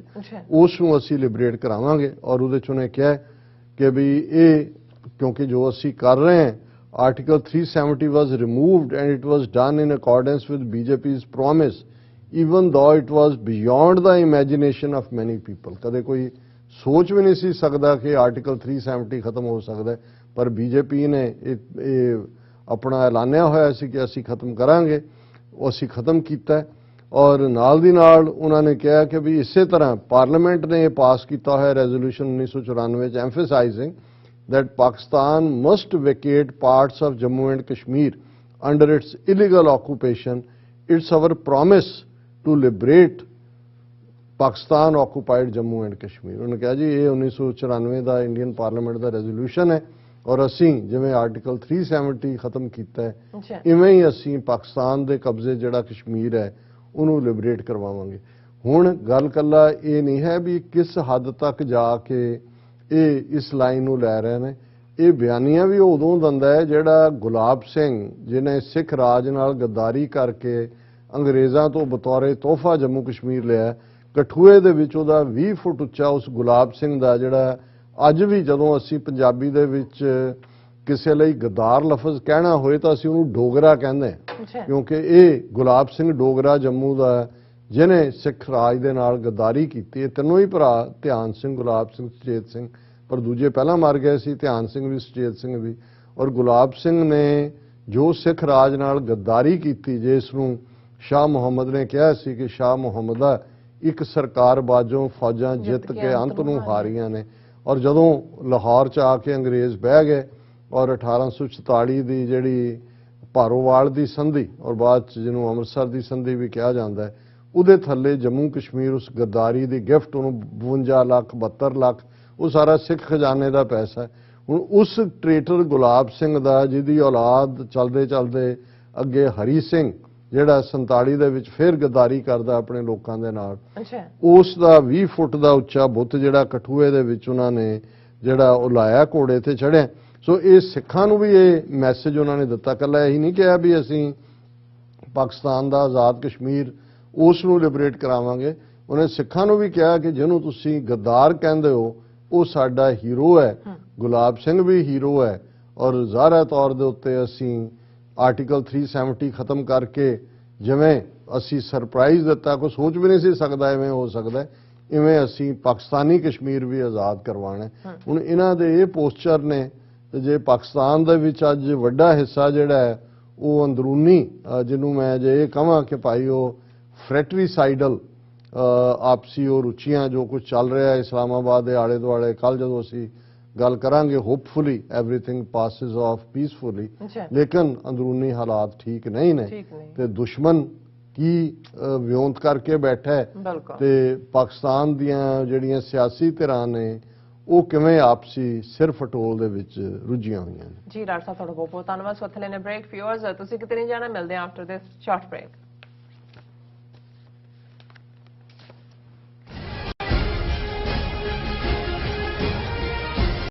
ਵਾਹਿਗੁਰੂ ਜੀ ਕਾ ਖਾਲਸਾ ਵਾਹਿਗੁਰੂ ਜੀ ਕੀ ਫਤਿਹ। 9 ਅਪ੍ਰੈਲ ਨੂੰ ਸਿੱਖ ਡੇ ਪਰੇਡ ਜੋ ਵਾਸ਼ਿੰਗਟਨ ਡੀਸੀ ਦੇ ਵਿੱਚ ਹਰ ਸਾਲ ਕੱਢੀ ਜਾ ਰਹੀ ਹੈ, ਉਹ ਪਿਛਲੇ 2 ਸਾਲ ਦੇ ਗੈਪ ਤੋਂ ਬਾਅਦ 9 ਅਪ੍ਰੈਲ 2022 ਨੂੰ ਫਿਰ ਨਿਕਲੇਗੀ। ਸਪੈਸ਼ਲੀ ਜੋ ਸਾਡਾ ਯੂਥ ਹੈ, ਕਿਉਂਕਿ ਅਕਸਰ ਕਰ ਕਿਹਾ ਜਾਂਦਾ ਹੈ ਕਿ ਯੂਥ ਦੀ ਪਾਰਟਿਸਿਪੇਸ਼ਨ ਘੱਟ ਹੈ ਜਾਂ ਜੋ ਬੀਬੀਆਂ ਦੀ ਪਾਰਟਿਸਿਪੇਸ਼ਨ ਹੈ ਉਹ ਘੱਟ ਹੈ, ਪਰ ਇੱਕ ਖੁੱਲਾ ਸੱਦਾ ਹੈ ਕਿ ਆਉਣ ਵਾਲੇ ਸਮੇਂ ਦੇ ਵਿੱਚ ਵੀ ਇਹ ਮੀਟਿੰਗਾਂ ਈਸਟ ਕੋਸਟ ਦੇ ਵੱਖਰੇ ਵੱਖਰੇ ਗੁਰਦੁਆਰਾ ਸਾਹਿਬਾਨ ਦੇ ਵਿੱਚ ਰੱਖੀਆਂ ਜਾਣਗੀਆਂ ਔਰ ਜੋ ਕੋਆਰਡੀਨੇਟਰ ਨੇ ਸਰਦਾਰ ਹਿੰਮਤ ਸਿੰਘ ਜੀ ਉਹ ਸਾਨੂੰ ਜਾਣਕਾਰੀ ਦਿੰਦੇ ਰਹਿਣਗੇ ਕਿ ਮੀਟਿੰਗਸ ਕਿੱਥੇ ਨੇ।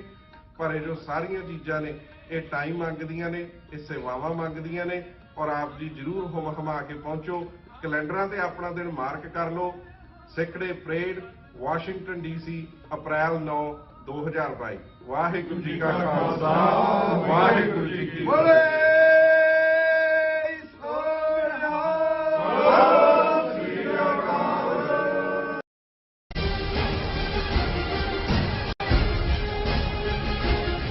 Viewers welcome back our programme. So viewers ਅਸੀਂ ਬੜੇ ਹੀ ਖੁਸ਼ੀ ਨਾਲ ਅਤੇ ਮਾਣ ਵਾਲੀ ਜਿਹੜੀ ਗੱਲ ਤੁਹਾਡੇ ਨਾਲ ਜਿਹੜੀ ਹੈ ਸ਼ੇਅਰ ਕਰਨ ਜਾ ਰਹੇ ਹਾਂ ਕਿ 23 ਮਾਰਚ ਦੀ ਇਸਲਾਮਾਬਾਦ ਵਿੱਚ ਹੋਈ ਪਾਕਿਸਤਾਨ ਡੇ ਪਰੇਡ ਵਿੱਚ ਗੁਰਦੁਆਰਾ ਕਰਤਾਰਪੁਰ ਸਾਹਿਬ ਜੀ ਦਾ ਜਿਹੜਾ ਮਾਡਲ ਵੀ ਇੱਕ ਝਾਂਕੀ ਵਿੱਚ ਸ਼ਾਮਲ ਕੀਤਾ ਗਿਆ ਔਰ ਜਿਸ ਦਾ ਜਿਹੜਾ ਸਵਾਗਤ ਹੈ ਦਰਸ਼ਕਾਂ ਵੱਲੋਂ ਤਾੜੀਆਂ ਮਾਰ ਕੇ ਕੀਤਾ ਗਿਆ। ਸੋ ਇਸ ਬਾਰੇ ਆਪਾਂ ਗੱਲਬਾਤ ਕਰਨ ਜਾ ਰਹੇ ਹਾਂ ਔਰ ਨਾਲ ਹੀ ਗੁਰਬਾਣੀ ਵਿਚਾਰਾਂ ਦੀ ਸਾਂਝ ਤੁਹਾਡੇ ਨਾਲ ਪਾਈ ਜਾਏਗੀ। ਸੋ ਅਸੀਂ ਚਾਹਾਂਗੇ ਕਿ ਤੁਸੀਂ ਇਸੇ ਤਰ੍ਹਾਂ ਬਣੇ ਰਹਿਣਾ, ਦੇਖਣ ਸੁਣਨ ਲਈ ਐਂਡ ਲਿਖਣ ਲਈ ਤੁਹਾਡਾ ਸਭ ਦਾ ਬਹੁਤ ਬਹੁਤ ਸ਼ੁਕਰੀਆ। ਜੀ ਡਾਕਟਰ ਸਾਹਿਬ ਕੀ ਕਹਿਣਾ ਚਾਹੋਗੇ? ਦੇਖੋ ਕੱਲ ਜਿਹੜਾ ਸਾਡਾ ਸੈਗਮੈਂਟ ਸੀ ਪਾਕਿਸਤਾਨ ਡੇ ਦਾ, ਜਿਹਦੇ ਵਿੱਚ ਖਾਸ ਤੌਰ ਤੇ ਅਸੀਂ ਜ਼ਿਕਰ ਕੀਤਾ ਸੀ ਕਿ ਪ੍ਰਾਈਡ ਆਫ ਪਾਕਿਸਤਾਨ ਐਨਕਲੋਜ਼ਰ ਦਾ ਅਵਾਰਡ ਡਾਕਟਰ ਮਹਿੰਪਾਲ ਸਿੰਘ ਨੂੰ ਦਿੱਤਾ ਗਿਆ। ਹਾਈ ਕਮਿਸ਼ਨਰ ਯੂਕੇ ਦੇ ਪਾਕਿਸਤਾਨ ਚੋਂ ਕਰਤਾਰਪੁਰ ਸਾਹਿਬ ਗਏ ਔਰ ਇਸੇ ਤਰ੍ਹਾਂ ਪਿਸ਼ਾਵਰ ਦੇ ਵਿੱਚ 500 ਸਿੱਖ ਬੱਚਿਆਂ ਦੇ ਲਈ ਜਿਹੜਾ ਇੱਕ ਸਪੈਸ਼ਲ ਸਕੂਲ ਜਿਹੜਾ ਕੀਤਾ ਗਿਆ ਔਰ ਉਸ ਸੈਗਮੈਂਟ ਨੂੰ ਸਾਡੇ ਵਿਊਅਰਸ ਵੱਲੋਂ ਬਹੁਤ ਪਸੰਦ ਕੀਤਾ ਗਿਆ।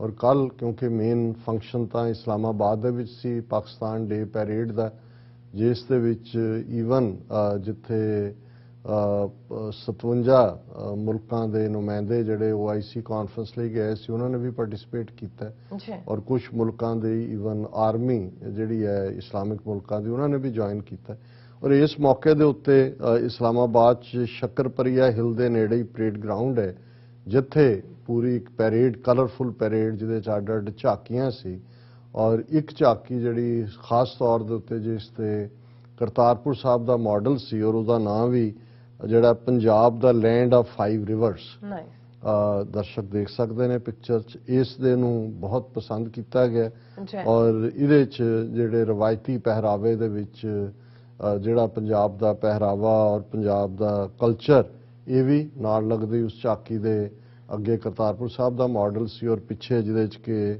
ਗਿੱਧਾ ਝੂਮਰ ਜੁਗਨੀ ਭੰਗੜਾ ਇਹ ਸਾਰਾ ਪੰਜਾਬ ਦਾ ਕਿਉਂਕਿ ਇਹ ਅੱਡ-ਅੱਡ ਸੂਬਿਆਂ ਦੀ ਵਿਰਾਸਤ ਸਿੰਧ ਦੀ ਆਪਣੀ ਹੈ ਖੈਬਰ ਪਖਤੂਨਖਵਾ ਦਾ ਆਪਣਾ ਹੈ ਔਰ ਇਸੇ ਤਰ੍ਹਾਂ ਬਲੋਚਿਸਤਾਨ ਦਾ ਸੋ ਇਹ ਜਦੋਂ ਪੰਜਾਬ ਦੇ ਪ੍ਰਾਈਡ ਦੀ ਗੱਲ ਹੋਈ ਤਾਂ ਉਹਨਾਂ ਨੇ ਸਿਰਫ ਉਹਨੂੰ ਇੱਕ ਸੀਮਤ ਦਾਇਰੇ 'ਚ ਨਹੀਂ ਰੱਖਿਆ ਲੈਂਡ ਆਫ 5 ਰਿਵਰਸ ਜਦੋਂ ਉਸ ਝਾਕੀ ਦਾ ਨਾਂ ਹੈ ਤੇ ਇਹ ਉਸ ਸਾਂਝੀ ਤਹਿਜ਼ੀਬ ਨੂੰ ਸਲੂਟ ਹੈ ਔਰ ਕਰਤਾਰਪੁਰ ਸਾਹਿਬ ਦਾ ਕੋਰੀਡੋਰ ਕਰਤਾਰਪੁਰ ਬਣਨਾ ਕਰਤਾਰਪੁਰ ਸਾਹਿਬ ਦਾ ਦਰਬਾਰ ਸਾਹਿਬ ਗੁਰਦੁਆਰਾ ਸਾਹਿਬ ਨੂੰ ਬਣਾਉਣਾ ਔਰ ਉਸ ਨੂੰ ਇਸ ਲੈਵਲ ਦੀ ਰੈਕਗਨੀਸ਼ਨ ਔਰ ਮੈਂ ਕਿਤੇ ਹੋਰ ਵੀ ਰਿਪੋਰਟਿੰਗ ਦੇਖ ਰਿਹਾ ਸੀ ਕਿ ਸਭ ਤੋਂ ਜ਼ਿਆਦਾ ਜਿਹੜੀਆਂ ਤਾੜੀਆਂ ਔਰ ਚੀਅਰਿੰਗ ਸੀ ਉਹ ਇਸ ਝਾਕੀ ਨੂੰ ਸੀ ਕਰਤਾਰਪੁਰ ਸਾਹਿਬ ਦੇ ਮਾਡਲ ਨੂੰ ਸੋ ਹੁਣ ਅਸੀਂ ਕਲੋਜ਼ਿੰਗ ਦੇ ਵਿੱਚ ਜਿਵੇਂ ਰੋਜ਼ਾਨਾ ਰੂਹ ਦੀ ਖੁਰਾਕ ਰੂਹਾਨੀਅਤ ਨਗੇਟਸ ਆਫ ਸਪਿਰਿਚੁਅਲਿਟੀ ਔਰ ਇਹ ਬੇਸ਼ੱਕ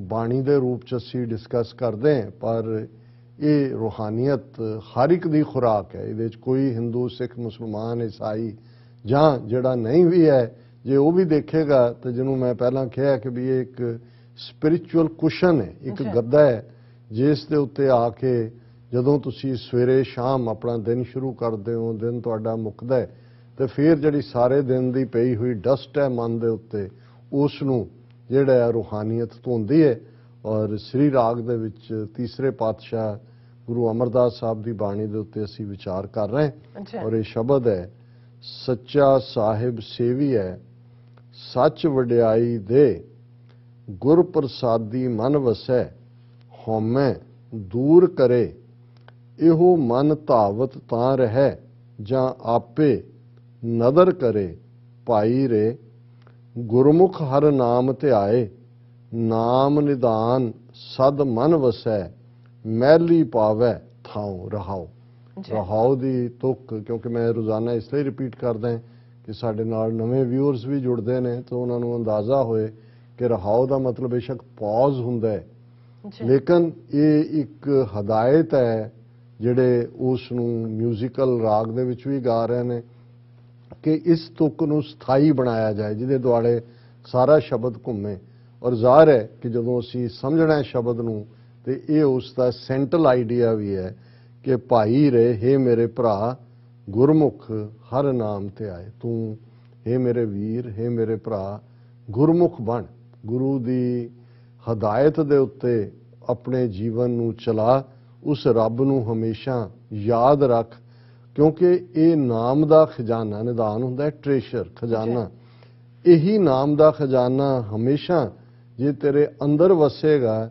ਤੇ ਗੁਰੂ ਕੇ ਮਹਿਲ ਦੇ ਵਿੱਚ ਤੈਨੂੰ ਥਾਂ ਮਿਲੇਗੀ ਗੁਰੂ ਦੀ ਗੋਦ ਦੇ ਵਿੱਚ ਰੱਬ ਦੀ ਦਰਗਾਹ ਦੇ ਵਿੱਚ ਤੈਨੂੰ ਇੱਜ਼ਤ ਮਾਣ ਮਿਲੇਗਾ ਤੈਨੂੰ ਥਾਂ ਮਿਲੇਗੀ ਸੱਚਾ ਸਾਹਿਬ ਸੇਵੀ ਹੈ ਸੱਚ ਵਡਿਆਈ ਦੇ ਕਿ ਉਸ ਸਾਹਿਬ ਨੂੰ ਰੱਬ ਨੂੰ ਯਾਦ ਕਰੀਏ ਜਿਹੜਾ ਸੱਚਾ ਹੈ ਜੋ ਕੁਝ ਅਸੀਂ ਦੇਖ ਰਹੇ ਹਾਂ ਸਭ ਕੂੜ ਹੈ ਨਾਨਕ ਬਖਾਣੈ ਬੇਨਤੀ ਤੁਧ ਬਾਜ ਕੂੜੋ ਕੂੜ ਕਿ ਜੋ ਵੀ ਹੈ ਉਹ ਕੂੜ ਹੈ ਅਲਟੀਮੇਟ ਟਰੂਥ ਤਾਂ ਰੱਬ ਹੈ ਉਸ ਰੱਬ ਨੂੰ ਯਾਦ ਕਰੀਏ ਸੱਚ ਵਡਿਆਈ ਦੇ ਤੇ ਜੇ ਅਸੀਂ ਸੱਚ ਦੇ ਅੰਦਰ ਜੀਵਨ ਨੂੰ ਗੁਜ਼ਾਰਾਂਗੇ ਤੇ ਉਹ ਰੱਬ ਸਾਨੂੰ ਵਡਿਆਈਆਂ ਦੇ ਨਾਲ ਨਵਾਜਦਾ ਹੈ ਗੁਰ ਪ੍ਰਸਾਦੀ ਮਨ ਵਸੈ ਗੁਰੂ ਦੀ ਬਖਸ਼ਿਸ਼ ਦੇ ਨਾਲ ਜਦੋਂ ਰੱਬ ਤੁਹਾਡੇ ਹਿਰਦੇ ਦੇ ਅੰਦਰ ਤੁਹਾਡੇ ਦਿਲ 'ਚ ਆ ਕੇ ਵਸਦਾ ਹੈ ਹਉਮੈ ਦੂਰ ਕਰੇ ਤੁਹਾਡੀ ਅੰਦਰਲੀ ਈਗੋ ਅਹੰਕਾਰ ਅਨਾ ਇਹ ਸਾਫ਼ ਹੋ ਜਾਂਦੀ ਹੈ ਇਹੋ ਮਨ ਧਾਵਤ ਤਾਂ ਰਹੇ ਜਾਂ ਆਪੇ ਨਦਰ ਕਰੇ ਹੁਣ ਇਹ ਮਨ ਜਿਹੜਾ ਹੈ ਇਹ ਧਾਵਤ ਹੁੰਦਾ ਦੌੜਨਾ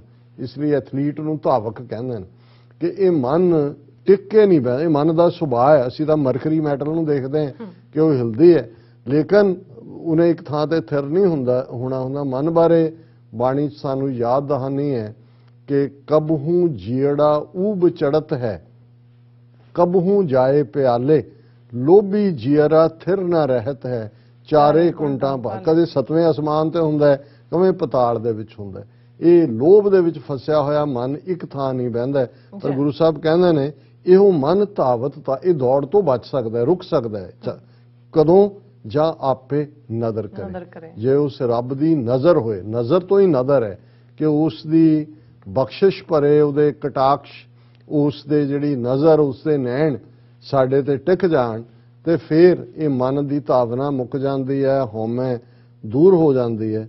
ਮਨਮੁਖ ਮਨ ਤਨ ਅੰਧ ਹੈ, ਤਿਸਨੂੰ ਠੌਰ ਨਾ ਠਾਓ, ਬਹੁ ਜੋਨੀ ਭੌਂਦਾ ਫਿਰੈ, ਜਿਉ ਸੁੰਝੈ ਕਰ ਕਾਉ, ਗੁਰਮਤੀ ਘਟ ਚਾਨਣ, ਸ਼ਬਦ ਮਿਲੈ ਹਰ ਨਾਉ।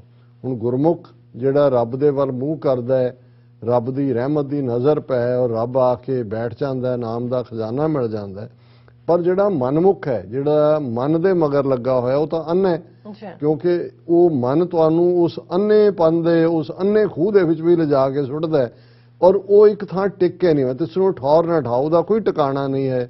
ਜਿਹੜਾ ਮਨ ਦੇ ਪਿੱਛੇ ਲੱਗਿਆ ਹੋਇਆ, ਬਹੁਤ ਜੌਨੀ ਪਾਉਂਦਾ ਫਿਰੇ, ਉਹ ਕਿੰਨੇ ਅਹਿਸਾਸਾਂ ਚੋਂ, ਕਿੰਨੇ ਫਾਰਮ ਆਫ ਲਾਈਫ ਚੋਂ ਗੁਜ਼ਰਦਾ ਹੈ। ਜੋ ਸੁੰਝਿਆ ਘਰ ਕਾਉ, ਹੁਣ ਕਾਂ ਕਿੱਥੇ ਆਉਂਦੇ ਨੇ? ਜੇ ਤਾਂ ਘਰ ਵਸਦਾ ਹੋਏ ਤੇ ਉਹ ਕੁਛ ਨਾ ਕੁਛ ਬਾਹਰ ਸੁੱਟਿਆ ਹੋਇਆ ਉਹਨੂੰ ਖਾਣ ਨੂੰ ਮਿਲੇਗਾ, ਤੇ ਜੇ ਘਰ 'ਚ ਰਹਿੰਦਾ ਹੀ ਕੋਈ ਨਹੀਂ, ਇਹ ਗੁਰਬਾਣੀ 'ਚ ਹੋਰ ਵੀ ਥਾਂ ਇਸਤੇਮਾਲ ਹੋਇਆ ਕਿ ਜਿਵੇਂ ਖਾਲੀ ਘਰ ਦੇ ਵਿੱਚ ਕਾਂ ਪਾਉਂਦਾ ਫਿਰੇ, ਕਾਂ ਦੇ ਲਈ ਕੁਛ ਨਹੀਂ ਹੈ। ਇਸੇ ਤਰ੍ਹਾਂ ਜਿਹੜਾ ਮਨਮੁਖ ਹੈ ਉਹ ਇਵੇਂ ਹੀ ਹੈ, ਜਿਉਂ ਸੁੰਝਿਆ ਘਰ ਕਾਉ, ਗੁਰਮਤੀ ਘਟ ਚਾਨਣ, ਸ਼ਬਦ ਮਿਲਿਆ ਹਰ ਨਾਉ। ਜੇ ਗੁਰੂ ਦੀ ਮੱਤ ਕੋਈ ਲੈ, ਘਟ ਕਹਿੰਦੇ ਨੇ ਦਿਲ ਨੂੰ, ਤਾਂ ਤੁਹਾਡੇ ਦਿਲ 'ਚ ਚਾਨਣ ਹੁੰਦਾ ਹੈ, ਨੂਰ ਹੁੰਦਾ ਹੈ, ਔਰ ਇਹੀ ਤੁਸੀਂ ਉਸ ਸ਼ਬਦ ਦੇ ਨਾਲ ਉਸ ਵਾਹਿਗੁਰੂ ਨੂੰ ਹਾਸਲ ਕਰਦੇ ਹੋ। ਤ੍ਰੈ ਗੁਣ ਵਿਖਿਆ ਅੰਧ ਹੈ, ਮਾਇਆ ਮੋਹ ਗੁਬਾਰ, ਲੋਭੀ ਅਨ ਕੋ ਸੇਵਦੇ, ਪੜ ਵੇਦਾਂ ਕਰੈ ਪੁਕਾਰ, ਵਿਖਿਆ ਅੰਦਰ ਪਚ ਮੂਏ, ਨਾ ਉਰਵਾਰ ਨਾ ਪਾਰ। ਹੁਣ ਤ੍ਰੈ ਗੁਣ, ਰਜੋ ਤਮੋ ਸਤੋ, ਤੇ 3 ਰੁਚੀਆਂ ਨੇ ਜਿਨ੍ਹਾਂ 'ਚ ਮਨੁੱਖੀ ਮਨ ਗੁਜ਼ਰਦਾ ਹੈ, ਔਰ ਇਹ ਵਿਖਿਆ ਜ਼ਹਿਰ ਵਾਂਗ ਨੇ, ਕਿਉਂਕਿ ਅਸੀਂ ਦੁਨਿਆਵੀ ਐਸ਼ੋ ਇਸ਼ਰਤ ਜਿਹੜੇ ਰਜੋ ਤੇ ਤਮੋ ਗੁਣ ਨੇ ਉਹਨਾਂ ਦੇ ਵਿੱਚ ਅਸੀਂ ਵਿਚਰਦੇ ਹਾਂ, ਤੇ ਇਹ ਇਵੇਂ ਹੀ ਹੈ ਕਿ ਅਸੀਂ ਇੱਕ ਜਿਵੇਂ ਧੂਏ ਦਾ ਗੁਬਾਰ ਹੁੰਦਾ ਹੈ, ਇਸੇ ਤਰ੍ਹਾਂ ਅਸੀਂ ਉਸ ਗੁਬਾਰ ਦੇ ਵਿੱਚ ਹੀ ਫਸੇ ਹੁੰਦੇ ਹਾਂ। ਲੋਭੀ ਅਨ ਕੋ ਸੇਵਦੇ, ਜਿਹੜੇ ਲੋਭ 'ਚ ਫਸੇ ਹੋਏ ਲੋਕ ਨੇ, ਉਹ ਰੱਬ ਦੀ ਥਾਂ ਆਨ ਹੁੰਦਾ ਕਿਸੇ ਦੂਸਰੀ ਮਾਇਆ ਦੇ ਪਿੱਛੇ ਤੋੜਦੇ ਹੁੰਦੇ ਨੇ। ਔਰ ਪੜ ਵੇਦਾਂ ਕਰੇ ਪੁਕਾਰ, ਉਹ ਡਰਾਮਾ ਕਰਦੇ ਨੇ ਕਿ ਜੀ ਉਹ ਵੇਦਾਂ ਦਾ ਗਿਆਨ ਔਰ ਫਲਾਣਾ, ਪਰ ਉਹ ਆਨ ਦੇ ਵਿੱਚ ਮਾਇਆ ਦੇ ਵਿੱਚ ਲੱਗੇ ਹੋਏ ਨੇ, ਰੱਬ ਵੱਲ ਉਹਨਾਂ ਦੀ ਰੁਚੀ ਨਹੀਂ ਹੈ। ਵਿਖਿਆ ਅੰਦਰ ਪਚ ਮੂਏ, ਉਹ ਇਹਨਾਂ ਹੀ ਵਿਕਾਰਾਂ ਦੇ ਜ਼ਹਿਰ ਦੇ ਅੰਦਰ, ਕਾਮ ਕ੍ਰੋਧ ਲੋਭ ਮੋਹ ਹੰਕਾਰ ਦੇ ਅੰਦਰ ਹੀ ਖੱਪ ਖੱਪ ਕੇ ਪਲਚ ਪਲਚ ਸਗਲੀ ਮੂਈ, ਝੂਠੇ ਧੰਦੇ ਮੋਹ ਉਵੇਂ ਹੀ ਖਤਮ ਹੁੰਦੇ ਨੇ। ਨਾ ਉਰਵਾਰ ਨਾ ਪਾਰ, ਉਹ ਨਾ ਇੱਧਰ ਉਹਨਾਂ ਨੂੰ ਕੰਡਾ ਮਿਲਦਾ, ਨਾ ਅਗਲਾ ਕੰਡਾ ਮਿਲਦਾ। ਤਾਂ ਅਖੀਰ 'ਚ ਗੁਰੂ ਅਮਰਦਾਸ ਤੀਸਰੇ ਨਾਨਕ ਫਰਮਾਉਂਦੇ ਨੇ, ਮਾਇਆ ਮੋਹੇ ਵਿਸਾਰਿਆ, ਜਗਤ ਪਿਤਾ ਪ੍ਰਤਪਾਲ, ਬਾਝੋਂ ਗੁਰੂ ਅਚੇਤ ਹੈ, ਸਭ ਬੱਧੀ ਜਮ ਕਾਲ, ਨਾਨਕ ਗੁਰਮਤਿ ਉਭਰੇ, ਸੱਚਾ ਨਾਮ ਸਮਾਲ। ਕਿ ਜਦੋਂ ਕੋਈ ਮਾਇਆ ਦੇ ਮੋਹ ਵਿੱਚ ਫਸ ਜਾਂਦਾ ਹੈ, ਮਾਇਆ ਮੋਹੇ ਵਿਸਾਰਿਆ, ਜਗਤ ਪਿਤਾ ਪ੍ਰਤਪਾਲ, ਕਿ ਜਿਹੜਾ ਸਾਰੀ ਕਾਇਨਾਤ ਨੂੰ ਪੈਦਾ ਕਰਨ ਵਾਲਾ ਹੈ, ਜਿਹੜਾ ਪਿਓ ਹੈ ਸਾਰੀ ਕਾਇਨਾਤ ਦਾ, ਜਿਹਨੂੰ ਰੱਬੁਲ ਆਲਮੀਨ ਕਹਿੰਦੇ ਨੇ, ਉਹਨੂੰ ਅਸੀਂ ਭੁੱਲ ਜਾਂਦੇ ਹਾਂ, ਕਿਉਂਕਿ ਅਸੀਂ ਮਾਇਆ ਦੇ ਵਿੱਚ, ਦੁਨਿਆਵੀ ਐਸ਼ੋ ਇਸ਼ਰਤ ਦੇ ਵਿੱਚ ਫਸ ਜਾਂਦੇ ਹਾਂ। ਲੇਕਿਨ ਇੱਕ ਗੱਲ ਯਾਦ ਰੱਖੋ, ਬਾਝੋਂ ਗੁਰੂ ਅਚੇਤ ਹੈ, ਸਭ ਬੱਧੀ ਜਮਕਾਲ, ਕਿ ਅਲਟੀਮੇਟਲੀ ਮੌਤ ਦੇ ਫਰਿਸ਼ਤੇ ਨੇ ਸਭ ਨੂੰ ਲਪੇਟਣਾ, ਔਰ ਜੇ ਅਸੀਂ ਸੁਚੇਤ ਨਾ ਹੋਵਾਂਗੇ, ਰੱਬ ਦੇ ਨਾਲ ਨਾ ਜੁੜਾਂਗੇ, ਤਾਂ ਫਿਰ ਅਸੀਂ ਮੌਤ ਵੱਲ ਹੀ ਵੱਧਦਿਆਂ ਹੋਇਆਂ ਅਲਟੀਮੇਟਲੀ ਮੌਤ ਦਾ ਖਾਜਾ ਹੀ ਬਣਾਂਗੇ।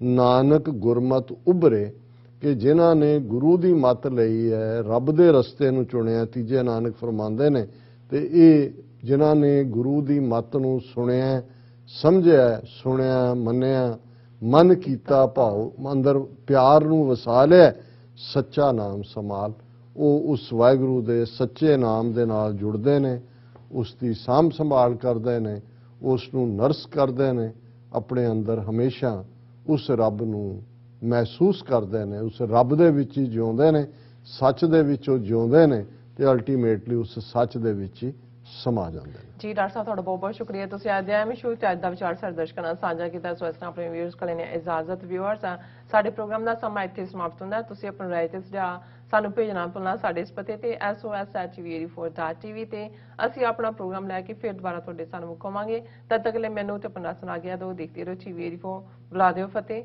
ਵਾਹਿਗੁਰੂ ਜੀ ਕਾ ਖਾਲਸਾ, ਵਾਹਿਗੁਰੂ ਜੀ ਕੀ ਫਤਿਹ। ਰੱਬ ਰਾਖਾ।